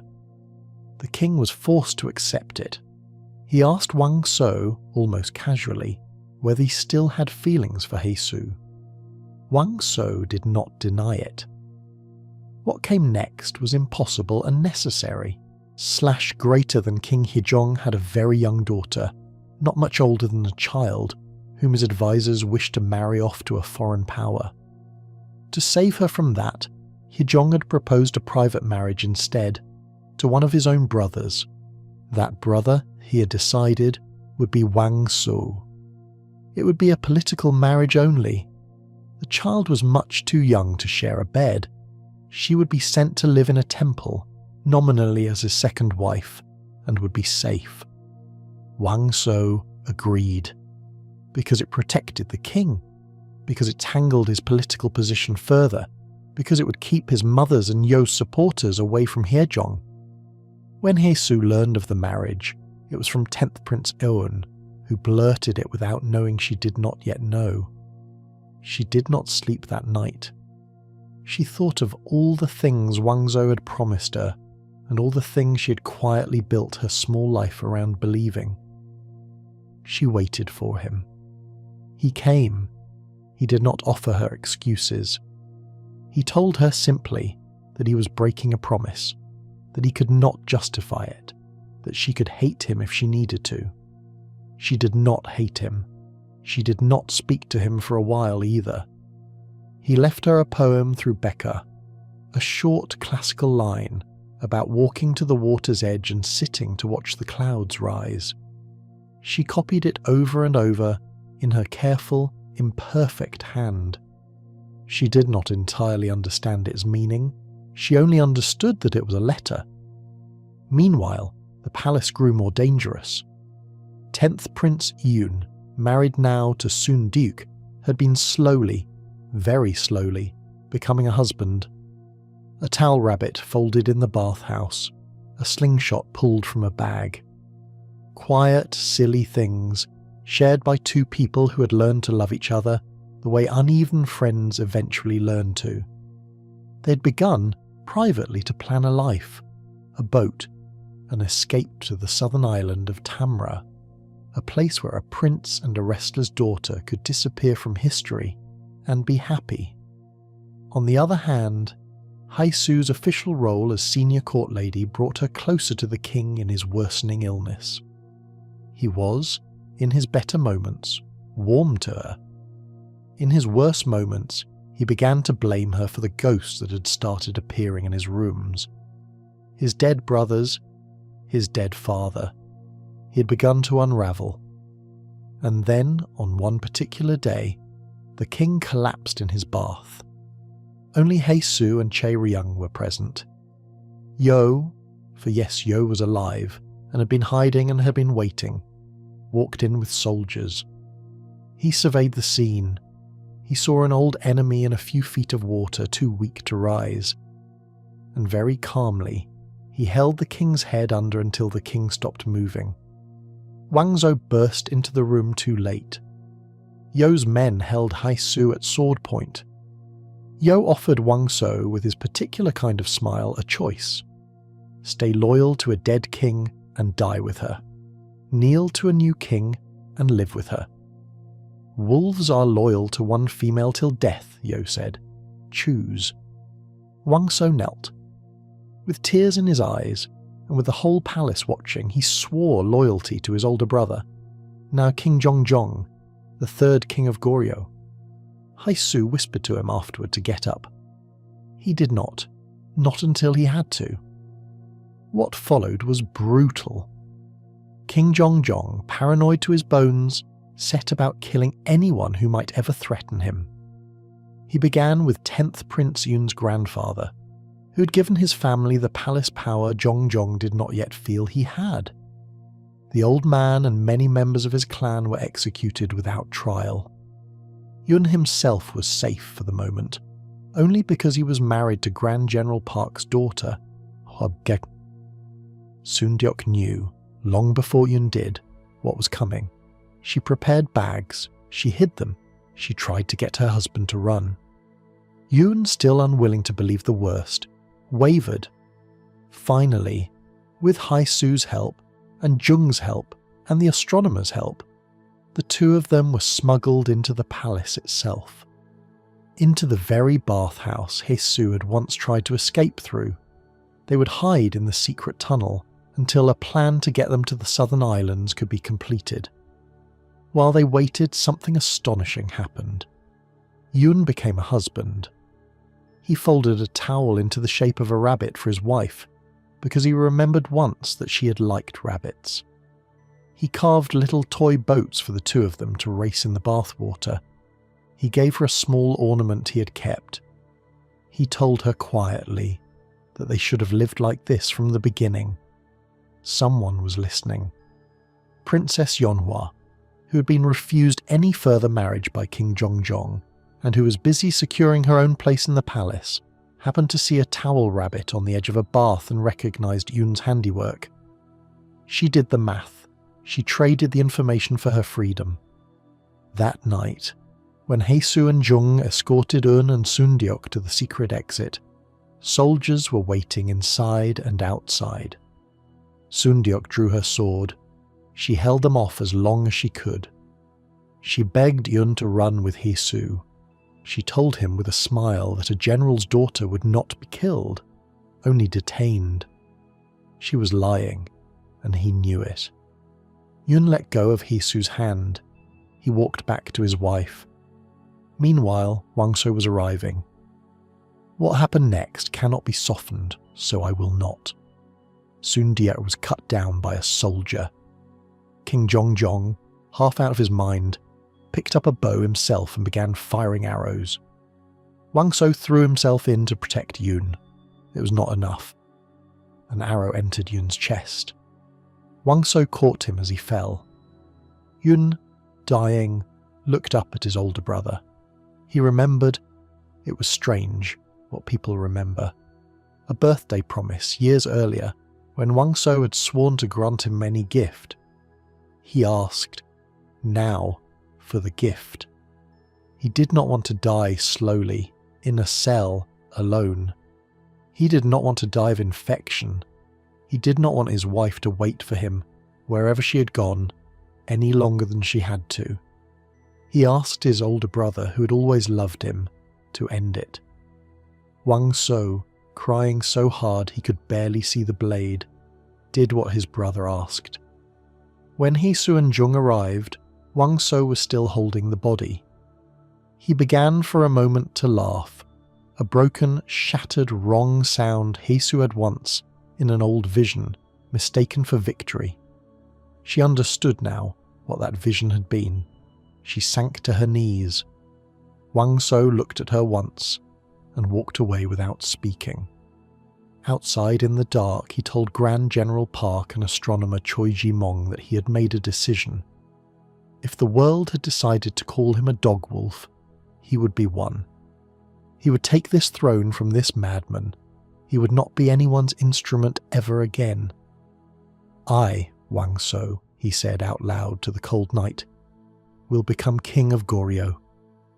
As for Haesoo, she had just watched the vision she'd been trying to prevent for years happen, in front of her, with her help. She had written the note to the astronomer. She had hidden Yoon in the tunnel. She had planned the escape. She had given the location to people who had, in the end, betrayed her. A girl she loved, a girl she had trusted, would turn out to have been a spy inside her life for years. But that is a later part of the story. Wangso came to her once afterward and told her, with deliberate coldness, that Yoon had died because she had not trusted him with the secret, that he would remember killing Yoon for the rest of his life, and that he would remember her role in it too. He told her he was letting her go. After she turned away, he wiped tears from his face. He had been lying to her. He was not ready to admit that yet. 2 more years passed. Wangso was sent to Seokyeong to oversee the building of a great fortress, a project the new king believed was his mandate, a project the old families of the clans resented. The construction went slowly. Wangso came home hardened and quiet. Haesoo had waited through 2 winters and 2 summers at the spot where she had always waited. The day he came back, he tried to walk past her as if she were a stranger. She caught him in a back hug and refused to let go. It took more than one painful conversation to bring the wall between them down. She asked him at last if he still loved her. Rather than answer, he kissed her. And after so many years of being held apart, they were, briefly, together. There was a night of shadow puppets on a wall. There was a morning of breakfast. There was an evening of stars. There were 3 days and 3 nights in which Heisu believed, very quietly, that she was going to get to keep him after all. But the palace had never, in all the centuries of its existence, forgiven stillness. King Jongjong was unravelling. The ghosts of the brothers he had killed, and the brother he had helped kill, and the father he had let die had begun to keep him awake at night. He covered his rooms with paper talismans. He rang bells to ward off spirits. He could not eat without testing. He could not sleep without murmuring. His uncle, Wang Shikryum, was quietly gathering power for his own faction. Wang So, with the quiet help of Grand General Park and the astronomer, began to build his own. Heisu, who had loved him through silence and distance, and now through a small stolen stretch of ordinary life, asked him one night what exactly he wanted. He told her the truth. He wanted the throne. Not, he said, for cruelty. The world could only change if the king changed. He was tired of being used. He was tired of watching people he loved die for causes they had not chosen. He was tired of carrying other people's leashes. She asked him in return to promise her that he would not kill his brothers, any of them. He took her hands in his, and he promised. A year later, he marched on the palace. Princess Yonhwa, reading the wind, opened the gates for him without a drop of blood spilled at the threshold. Inside, King Jongjong was sitting in his private quarters, babbling to Hasu about how his own mother had never really loved him. He wrote one last decree on a scrap of paper. He pushed it into her hands. The decree gave her, of all people, the right to name the next king herself. Before she could answer, before she could speak, Jongjong choked, coughed, and died. Wang So burst in moments later, read the decree. Where a name should have been, there was only a blank space, an empty square, an invitation to a war. He tore the paper up before anyone else could see it. He became King Gwangjong, 4th king of Goryeo. Haisu, watching him in his king's robes for the first time, allowed herself a small moment of hope. She had known this was going to happen. She had tried for years to prevent it. She had failed. And yet, here he stood, crowned, alive, her love, a man she believed she could still help steer. No one would remember him as a tyrant now, not if she could help it. He would not become the king the history books described. She would help him be better than the page. For a short while, the two of them were almost ordinary. There were dinners with Bekkar, where Bekkar stubbornly called him Your Majesty and refused, with a straight face, to drop the formality, until Haisu tricked Bekkar into his own automatic royal reflex and all 3 of them laughed. There were nightmares soothed in the dark. There was a night when he woke grasping for her and found her there, and she told him a children's story about a girl in a red hood and a wolf in the woods, and he fell asleep with his head on her lap. But very quickly, the old machinery began to grind again. Wang Wook was not the gentle 8th prince anymore. He had not been that man in a long time. He had been living in the house of a woman he had chosen and a sister he had failed, and he had been quietly hardening into something else. When Wang So became king, Wook came to him with an ultimatum politely phrased. The powerful clans of Goryeo would not support his throne unless he married into them. The woman he intended to marry, the woman he had promised, was not a candidate. She had scarred her own wrist, years before, to escape marrying Taejo. By the old law, she was disqualified from royal marriage. She could not be a queen. Wang So refused. Wook told him, flatly, then give up the throne. As for Princess Yonhwa, she made her move cleanly. She went to Haisu in person and told her without any softening that she would be the new queen. Haisu did not believe it until she heard it from Wang So. On the other hand, the palace had many voices, and all of them were pushing in the same direction. Minister after minister came to Wang So to tell him what he already knew. Without the clans, he could not hold the throne. Without the clans, Goryeo itself would crack along its seams. Queen Xinzong, Wook and Yonhwa's mother, came and placed on his desk a book of Haisu's own writing. A book in her private alphabet, a tidy, efficient foreign script no one in that century had ever seen. As proof, the queen said that this woman was not of this world. Wang So refused them all one by one with his jaw set. Haisu, for her part, decided to act. She borrowed 2 festival masks from Damiwon and stole him out of the palace in disguise, and the 2 of them walked through the lantern-lit market as though they were strangers in their own city. She taught him how to pinky swear. She teased him into asking her to marry him at the same pile of prayer stones he had once knocked over in grief. He proposed. She said no.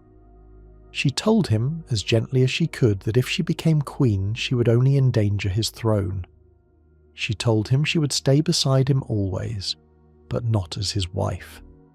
She told him she would be his comfort, his advisor, his quiet place. But she could not be a second wife, and she could not be a first queen, and she could not watch him sacrifice his kingdom for the privilege of putting a crown on her head. She touched his cheek. He did not let go of her for a long time. He did not cry in front of her. He cried afterwards. Meanwhile, in another corner of the palace, Wang So was married to Princess Yonhwa in a small, almost shameful ceremony. Wook led the chants of Manse, Manse, Manse. Long may the king live, because political theatre required it. Haisu, alone in her room that night, unfolded a wedding handbook she had once been given as a cruel gift and held it up against her body in the lamplight, and then she put it away. Now, as for the days that followed, they were uneasy at best. Wang So tried, one last time, to make peace with his ailing mother. She refused food. She refused water. She refused his name. She was dying, and she'd chosen to do it without speaking to him.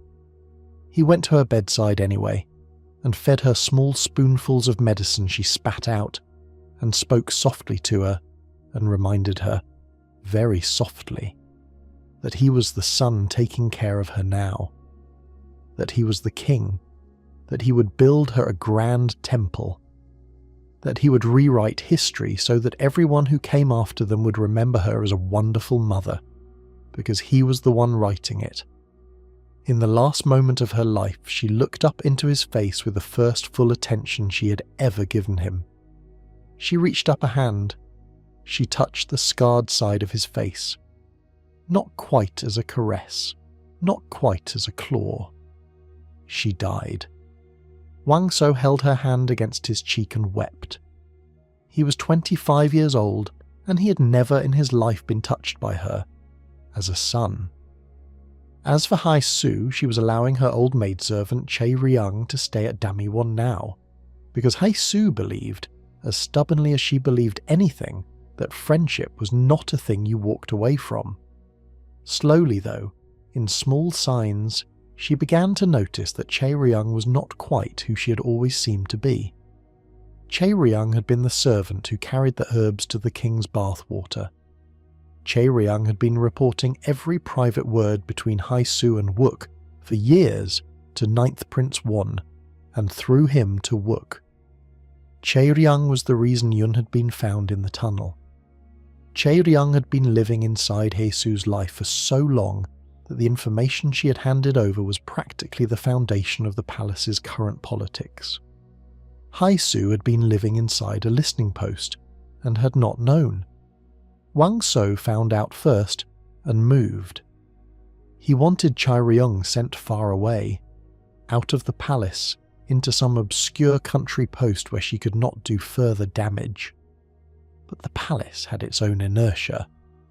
By the time Heisu learned what her friend had done, the court had already decided, because a poisoning of a king had been done, because an heir had been murdered, because someone had to pay publicly for it, that Chaeryung would not be sent away. Chaeryung would be punished on the grounds of Damyuan, where every other court lady could watch. She did not survive it. Heisu stood afterward at the edge of the bathhouse, clutching the hairpin Wang So had once given her. She did not cry. Something in her went very, very quiet. That night she wrote a single small message to 14th Prince Jung, and she gave it to Becca to deliver. The message was, "I want it." It was an old code between the three of them. Jung knew exactly what it meant. Becca did not until later. The king Heisu had loved was no longer only her Wang So. He was a ruler now, and he had begun to fight the way kings fight. Through fear, through calibrated punishment, through making examples of the people who had wronged him. One by one, he was dismantling the network that had killed the Crown Prince Mu and 10th Prince Yun. He was not wrong to do it. He was also becoming a man Heisu recognized less each morning. Wang Wook, once the gentlest of the brothers, was summoned to court and exposed for a long-standing act of treason that was partly real and partly manufactured. Wook had sent a hunting hawk to the king as a ceremonial gift. The hawk, when the cage was opened, was dead. In a court like that one, a dead hawk presented to a king was a curse, a hex, a hint of a coming murder. Wook had not, in fact, killed the hawk. Someone had. Wang So, perhaps, or someone working for him. Either way, the court roared for Wook's head. The king, with a calm smile, offered a different punishment. Wook would not die. Wook would be confined for the rest of his life to his own house. He would not take a single step beyond its walls. He would suffocate slowly in a room full of books surrounded by his regrets. Wang So told Heisu with cold clarity that he preferred the long punishment to the short one. She was horrified. 9th Prince Won, the gossiping, cynical middle brother who had spied on her household for years, was given quietly a cup of poison. He drank it and ended his life that way, leaving Heisu a final secret confession about Chaeryung that he never read in time to understand. Becca delivered it anyway, because Heisu had asked him to. One died with the letter in his hands. Meanwhile, on the other side of the palace, 13th Prince Becca was quietly trying to arrange a marriage to Wu He, the dancer he still loved, the last princess of later Baekje. He had had her adopted on paper into a small noble family so the marriage would be possible. He had promised her a life. Officials, however, had begun whispering that a marriage between a prince of Goryeo and a noblewoman who might have Baekje blood was dangerous for the throne. Wang So, seeing an opening, made a deal with Wu He in secret. "Inform for me," he said. "Inform on my behalf.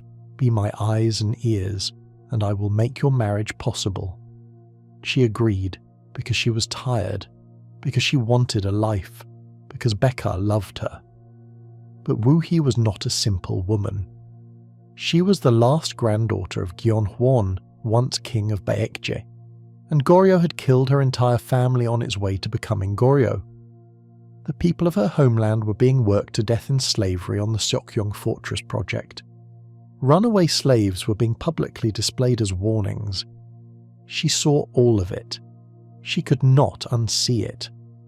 When Becca was sent, absurdly, cruelly at Wook's suggestion, to lead soldiers against a slave uprising from later Baekje, Wu He made her decision.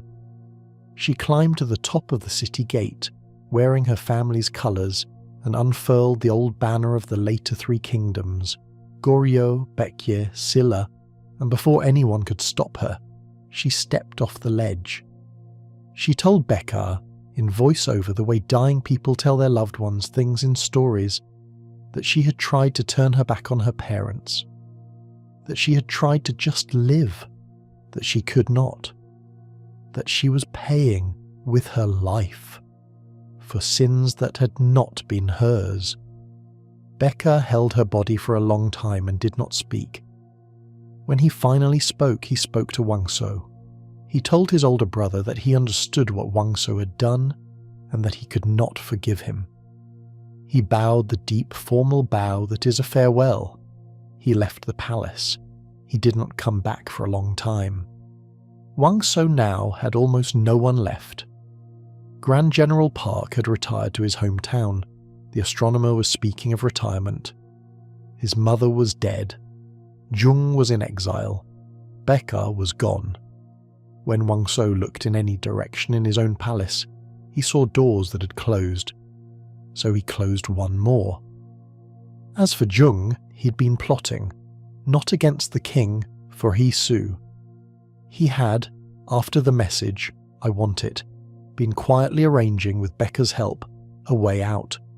A way that did not involve running, a way that was legal, if uncomfortable.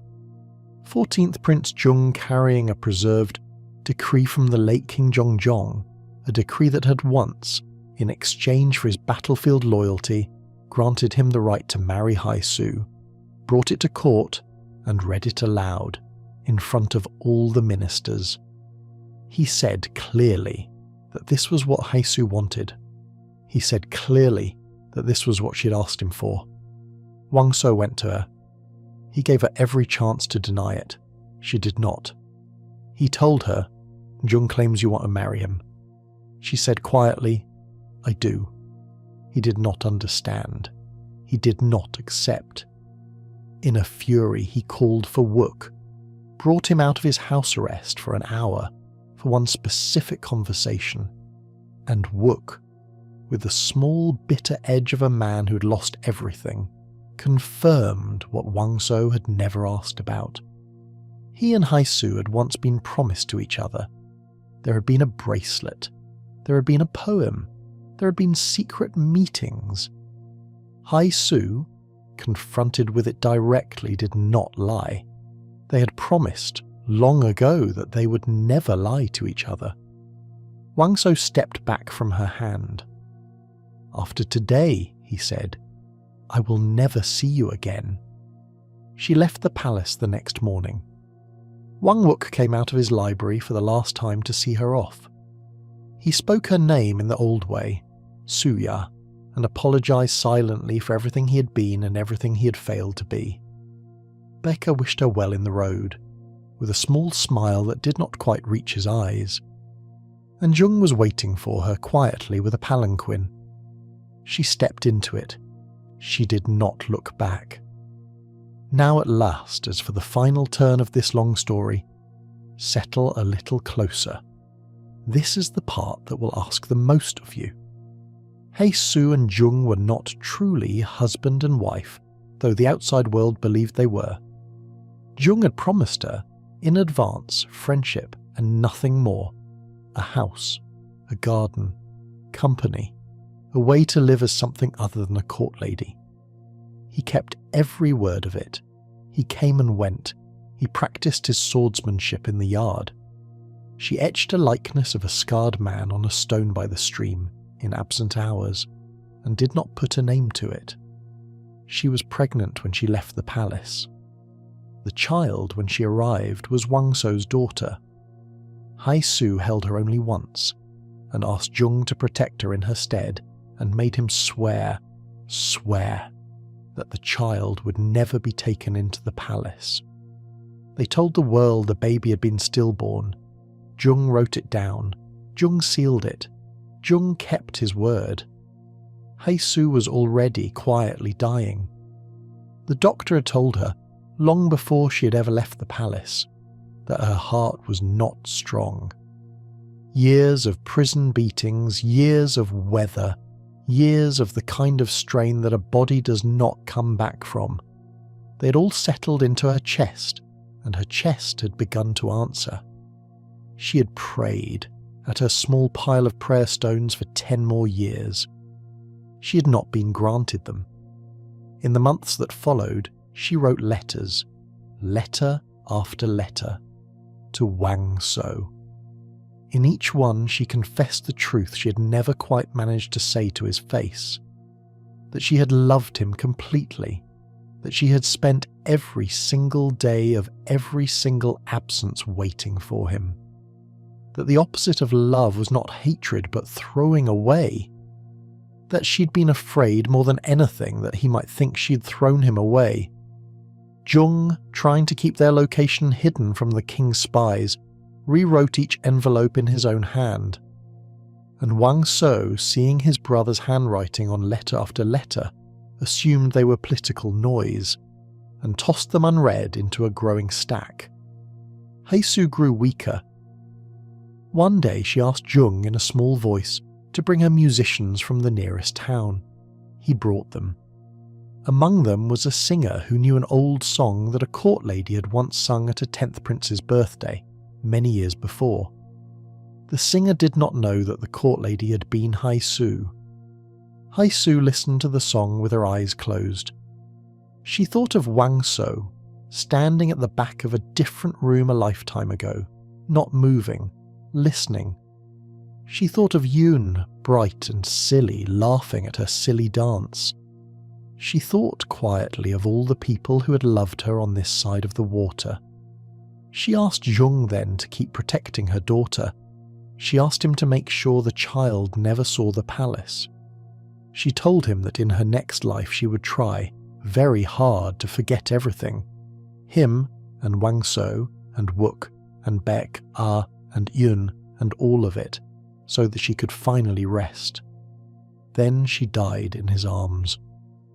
When the news reached Wang So, he didn't believe it at first. He stood up from his throne and walked in something like slow motion to his study. He tore open every unread letter in the stack. He read them, one by one, in a single afternoon, in his own hand. He read her confession. He read her waiting. He read her longing. He read his own name, written the way only she had ever written it. He went to her, fast as his horse could carry him. He was too late. She was already ash in a small clay urn. Jung would not let him pass at first. Jung had become a grown man of his own in those years of exile, older, stiller, sadder, and he met his brother's eye across a room and said, "She was my wife. She is still mine." Wang So, with his own voice breaking, said, "Su may be dead, but she is still mine too." It was Baek who separated them. Baek who had come back quietly, for the sister and everything but blood that he had once drunk soju with under a moon, years ago, the night Lady Hei had died. Baek who reminded his younger brother that Heisu had spent her whole life caught between them, and that they should not make it any harder now, even at the end. Wang So took the urn into his hands. He held it to his chest. He walked out. He brought the ashes to the small pile of prayer stones she had once built for her own mother, the mother she had left behind in a century none of them could imagine. He did not leave for a long time. Years would pass. Wang So would become, in the end, exactly the king she had once hoped he would become. He would pass a law freeing tens of thousands of slaves, an extraordinary reform for that century, unthinkable in many neighbouring kingdoms. He would reshape the tax system. He would reform the civil service. He would, in time, be remembered by historians as one of the most consequential kings in Goryeo entire long run.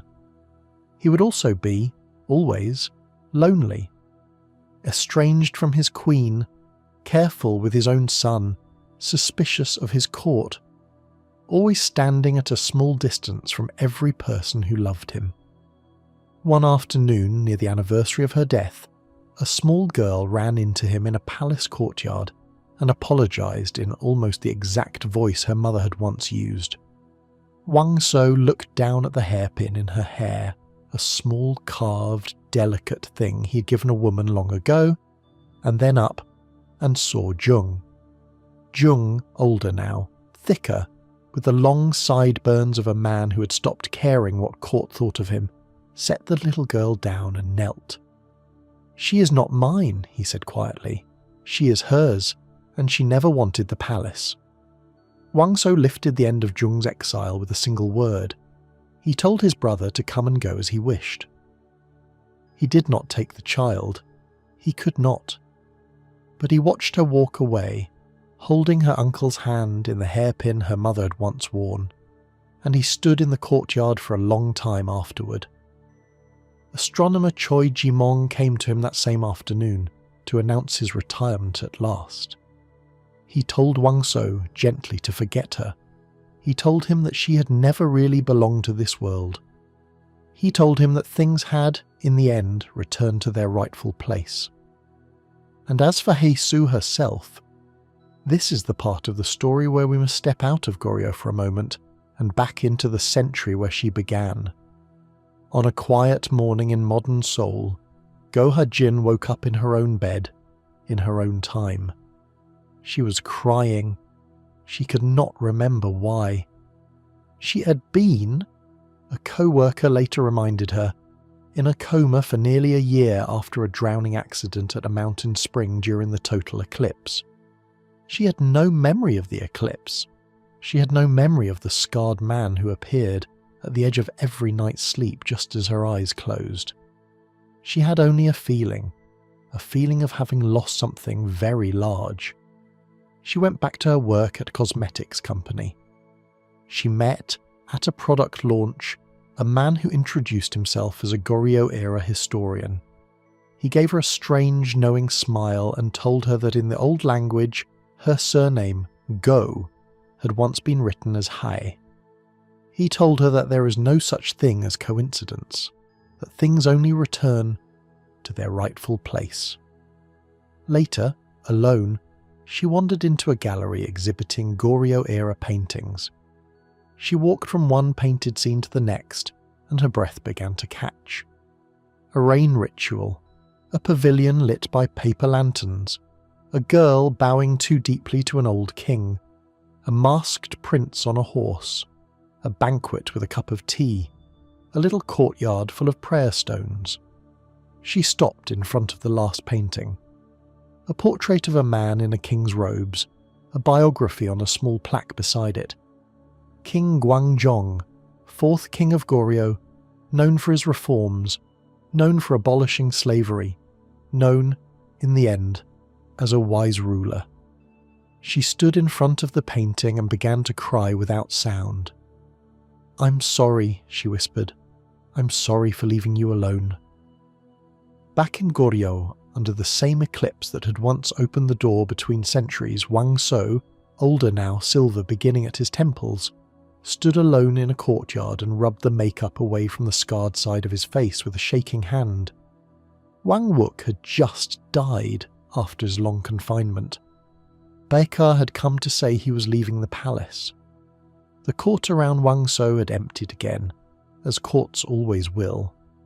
Life, Wang Shou said quietly to the empty air, is fleeting. It was what his father had said before he died. Heisu had told him once in a lamplit room a long time before that if they had met in another world, at another time, she would not have been afraid of anything. She could have loved him freely, as much as she wanted. If you and I, Wang Shou thought, standing alone in the thinning light of an eclipse, are not of the same world, then I will find you, my Su-ya. And that is where the story leaves them. One standing in a modern gallery in a city 1,000 years away, crying in front of a painting of a man she cannot quite remember loving. One standing in an old palace courtyard, looking back over his shoulder as if hoping to catch her at the edge of the crowd, even though he knows she's not there.